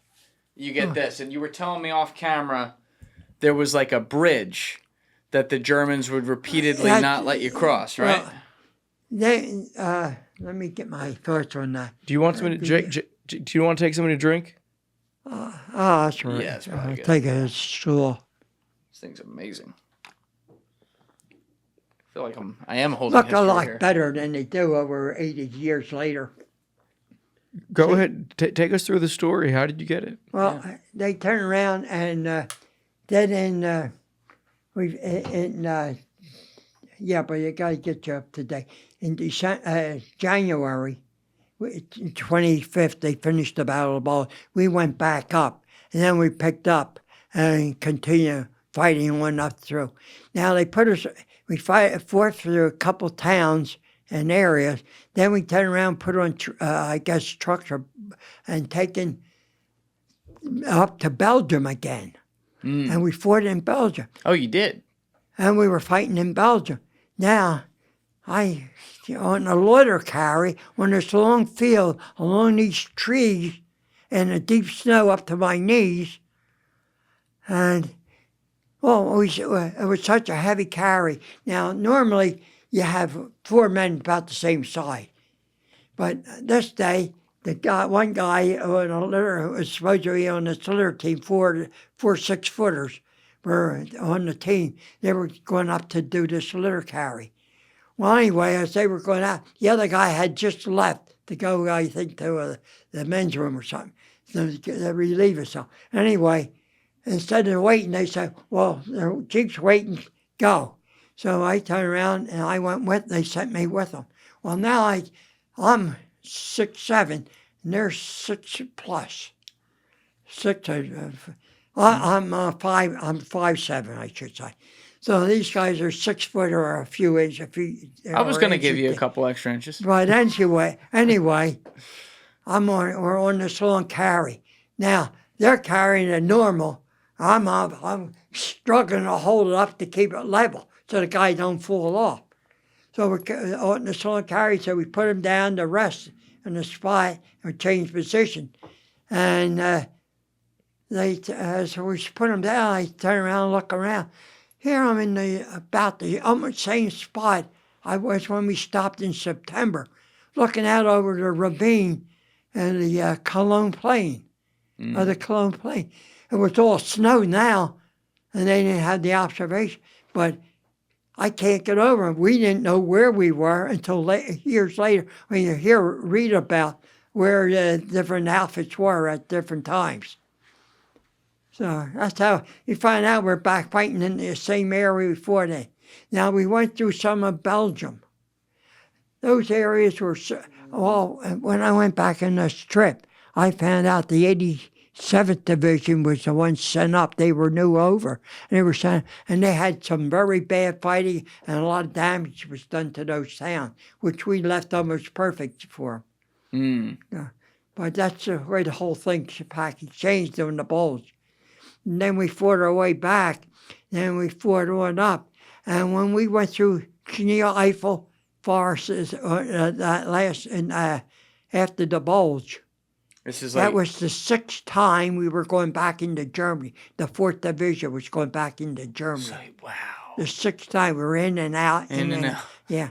So that was the 6th time. Then we continued on, and we went on up towards Prüm. Well, on the February the 12th, we were several miles outside of Prüm. And I don't know how, whether it was the 22nd Regiment had been sent up to Prüm, Germany, or Niederprüm, Germany, to hold some area, because the outfit that was in there, or they were in the Niederprüm, but they had to withdraw because their both flanks were exposed. They couldn't bring them up, or I don't know why, whether they couldn't bring them or they weren't able, didn't decide not to. But anyway, instead of having the thing stick out like this, a group stick out where the Germans could come up the side and cut them off and surround them, they turned around and had them withdraw. Well, when they were withdrawing, the sergeant in this regiment got wounded and was laying on the battlefield. He got a hip wound and he couldn't walk. So all the rest withdrew. Well, we went. Then we were sent up to take this regiment's place, and when we did, we sent a patrol in that night, and they turned around, and I don't know where they found the guy, or a Russian or a Polish immigrant. And remember, when the Germans captured part of Poland and part of Russia, they took the older men and as prisoners, and they put them on their farms to run their farms. And they used the young German soldiers, took them as soldiers. So anyway, they found this fella on the battlefield at night. So in the wee hours of the night, 1, 2 o'clock, or 3 o'clock in the morning. So anyway, he was hidden in a barn nearby in the hay. So he wouldn't be detected right away. They turned around and they had called for us a litter team. Well, that was early in the evening. So the litter team started out, but a heavy fog had set in, and you couldn't see your hand in front of you. And they were going up. We had a sergeant was trying to guide the Jeep off those narrow roads. And they turned around, and he was a sergeant first class. And he turned around, and he was going to be our sergeant in charge of the hospital, the back hospital. Well, anyway, they would cap him. He worked in the aid station, and he was guiding the Jeep, and it slipped off the road, came down, crushed his foot. So they turned around, take him back, and within the meantime, they had called back, where the Germans had caught up to him and chased the patrol out of Germany, out of their area of Germany. So we turned around, and the next night, my group, the Liberated team I was with, was sent up forward to be up near the line, so we could jump off and go with. So anyway, we got up there, and that's where I got that rifle, is in Niederprüm, right outside of off the front line. Yeah, this thing's heavy, by the way. It is. Hey, just think carrying them with shells and all. Have you ever fired it? No. Yeah, let's not I never do it touched today. it until I threw it a couple of times. We're sure this isn't loaded? Oh, you open that I just thing. want to make sure. Oh, all you got to do is open the hammer. Yeah, let's not do that in here. But this is really, really cool. So you mailed this home, you said? I mailed it home. I had it so well tied up, they didn't even cut it open to inspect it. Oh my God, that's so funny. Yeah, we were allowed to send guns home. I guess they needed some memorabilia going through there. God damn. But that's cool. To Well, be anyway, able to have something like this. we went into Very cool. Niederprüm, Germany. I went up to the front line. We went up, our litter team went up. And then that night, right before dusk, before it got dark, we moved up to the line of departure, front line, which was back in a wooded area. They had put back to the wooded area. And the guys are saying, so you guys are great. Yeah, went through it. I don't think we even knew what we were going to go into. We were going to have to infiltrate through the German line. But anyway, we turned around and we went, and I think it must have been, it seemed like awful long, must have been maybe 4 miles to the line. And I only would know by some check. But anyway, to this farmhouse. Anyway, we turned around, we worked our way up. We were going to leave, and it got dark at 11:10 that night. So the sergeant said, in charge of the patrol, he said, we won't go, we'll wait 10 minutes. So make sure it gets real dark so we don't have any glares where we'll be picked off easy. So going across the open roadway. So we turn around, we wait till 20 after 11, that's why I remember. And we start the patrol, and we worked our way back.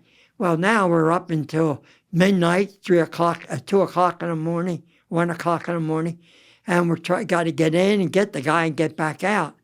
So anyway, we get down there then. Well, now we had to pick up their patrols, how they were working their security. The Germans were working their security. And then we had to individually slip through the line. They put a couple of the men on the patrol in first. I think there was 5 men on the patrol. I got into the patrol first. I got into the German secured area. Then the medics slipped in behind, got there. They had to get the timing and get in behind them. And then the others came in afterward.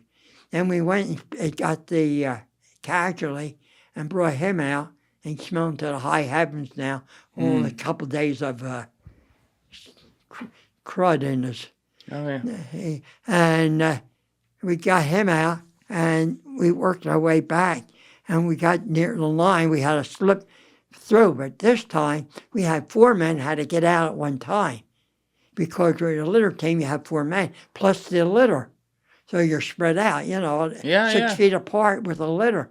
So we turned around, and we were able to get out, and we got back in our side of the line, back in our American territory. And then as the patrol all worked their way, everybody got out. Then we came on back. And this is where, is this overlapping with where you were talking about the potential Silver Star? So we were supposed, for doing such a rescue, we were supposed to get a Silver Star for it. They put us in for a Silver Star, but they were denied. Now, think back. Why was it denied? Maybe because of the situation, going to send an unarmed medic into a German. They don't want attention on that. Yeah. So it's easier to say no way and forget about it than to turn around and have to answer to higher command. Why would you attempt to send people in? Go ahead. Then a couple of days later, we moved on up, and we moved into Prüm, Germany itself. Now, in Prüm, Germany, there was a big road, a bridge across, which the Germans had blown when they were evacuating. And then right behind it was a level, and then it went into a hilly area, up a hill and back for a couple of miles. So anyway, we were there a couple of days. So every time we were getting ready to cross, the Germans would shell at the area and blow the bridge out. Then they had to start all over because we couldn't get equipment across. So they finally put a walk bridge across. It got troops across and sent the troops up, and they pushed the Germans back. And then we were able to get equipment in. But then we had taken some German prisoners. Then we had this long carry. The guys are way up behind, out of sight, and we had to carry them several miles. So we took the German prisoners and used them to help to carry some of the litters back. So we didn't have to carry it all the way ourselves. It's too much. Did you have any conversation? Well, I don't even know if they would have spoken any English, but did you have any interactions with the German prisoners? Only once that I remember. That was in Cherbourg. The colonel went in Louis Pasteur Hospital. I don't know if I told you that. The hospital in Cherbourg, there was 2 hospitals. It was the Louis Pasteur Hospital, and was an underground hospital the Germans had at the other on the north or west side of the town, whichever way you want to call it. Anyway, they turned around, and when we were in there, they turned around, and we were about a block or a couple blocks from the port when they were captured, when they captured the town and trying to capture the port. So the battalion aid station, they moved a couple blocks inland to the hospital, and we were going to move out. We moved into hospital buildings. Well, when we were moving to these hospital buildings, I think I may have told you that they turned around and a group was coming out from the 79th Division. Yeah. And I knew this one fella from the hometown. Yep. Well, anyway, the hospital was declared an open hospital. And the German colonel and his staff continued to operate the hospital. I think it had civilians in it too. And they turned around and they continued to operate till the Americans could bring some survivors or American personnel to take over the responsibility of the hospital. So you interacted with those Germans? Then the Germans would have been evacuated back to probably where. But you were saying you did talk with some of the POWs there? Well, I started out, with the jeep driver, the colonel needed some supplies from the underground hospital on the other side of town. Mm-hmm. So one of our jeep drivers was given the assignment to driving. So they went there to drive the stuff. Well, while they're gone, the German colonel's jeep driver and I were standing there at our jeep. We had one jeep parked next to theirs, one of theirs, and of course it's open there. We're going to allow them to go, but they had to go with our security. So they turned around and we were starting. His looking at his went up to 60 kilometers. Ours went only up to 55 miles an hour. So he's looking, ours so much faster. I didn't want to argue with you, your kilometers and your miles, you know. But anyway, I conversed. So we weren't able to converse properly, but we were able to understand each other. Got it. So nothing like crazy prolonged. That's though. right. Right. Okay. So, do you remember where you were when you found out the war in Europe was over? I was very well, no doubt. Where were you? On George Washington, the SSS George Washington. Oh, so you were shipping out. I was already on the high seas halfway home. No kidding. I left on the 18th of April, and the war ended on the 8th of, officially the 8th of May. We heard about it, and then on the 7th of May. And they turned around, and I had, maybe I should pick up. I went to, after we went to Prüm, Germany. Uh-huh. Prüm was a big place, place that had supposedly some high SS troops stationed there or something. Mm-hmm. Well, anyway, we went through there, and a couple of times after we got through there, our outfit was transferred down to from the Third Army down to the 7th Army, which was in southern France. We went by 48 boxcars down to southern France.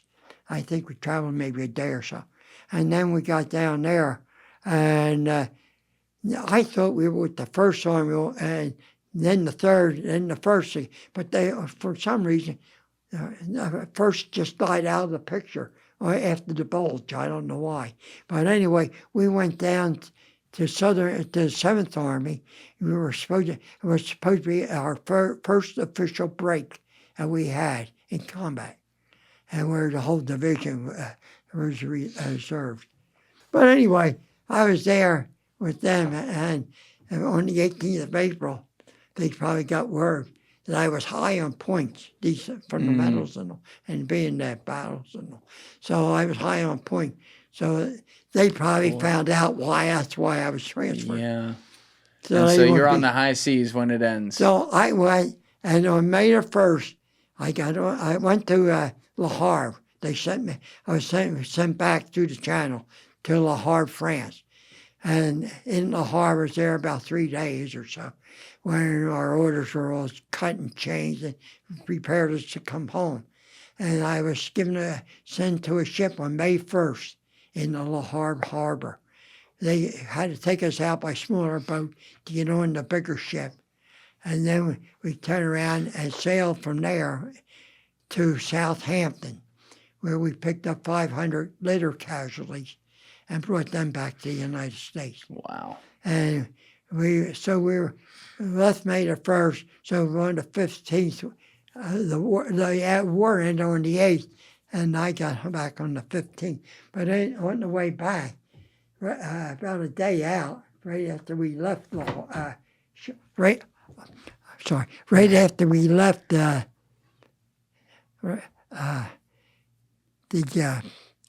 Havre, France. Right after we left Le Havre, France, we turned around and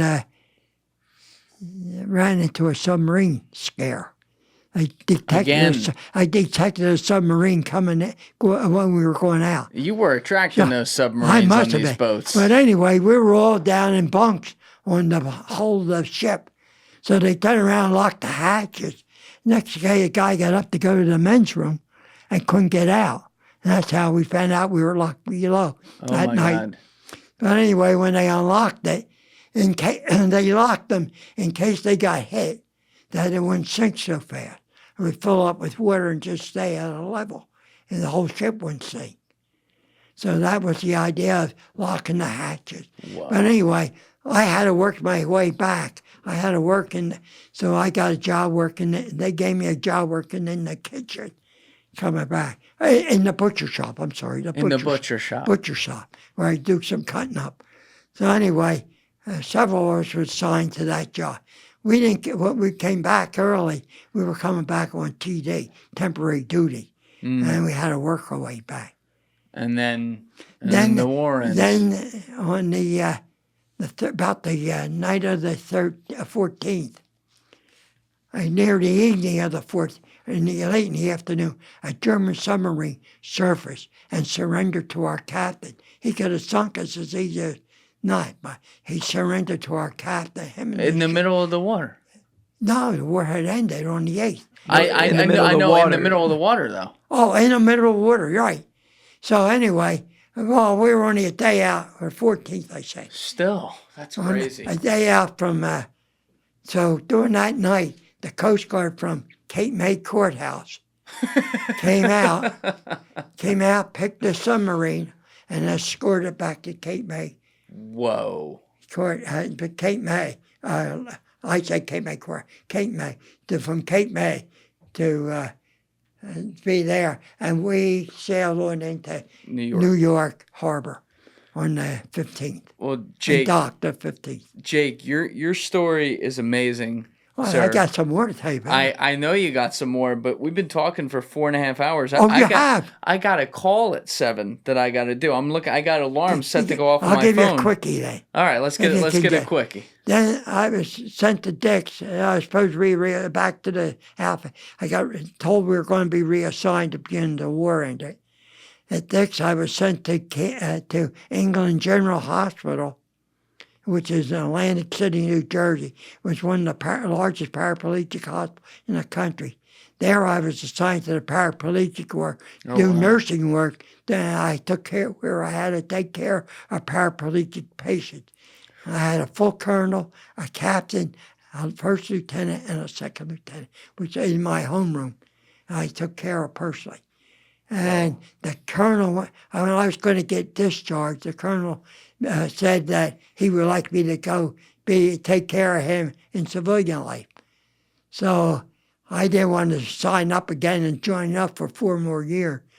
That's how I think it was 4 years, 3 or 4 years, to stay in the Army. I probably got caught in the Korean situation. Yeah, because that was what, like 50 to 53? In case if he would have died, I'd have been living with him. Yeah. I think he lived in Kansas City.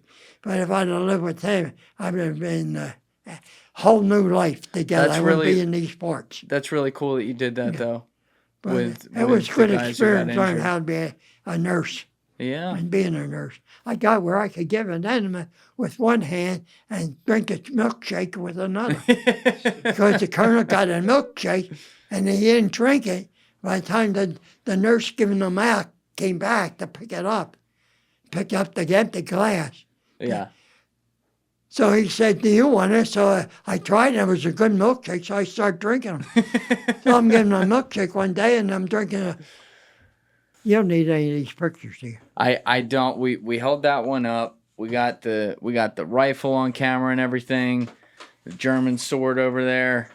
I really want to thank you for your service and telling us all about it as well and getting your story out there. We can make something out of So it. people, we definitely will. And it was a real honor to hear about all that. And also, once again, Rishi, your channel is incredible. So we will have the link to that down below. If people enjoy content like this, Rishi has 2,500 interviews like this on his channel. So thank you so much for coming here, sir. You're quite welcome. It's been a real pleasure. It was my honor to meet you. Thank you guys for watching the episode. Before you leave, please be sure to hit that subscribe button and smash that like button on the video. It's a huge help. And also, if you're over on Instagram, be sure to follow the show at Julian Dorey Podcast or also on my personal page at Julian D. Dorey. Both links are in the description below. Finally, if you'd like to catch up on our latest episodes, use the Julian Dorey Podcast playlist link in the description below. Thank you.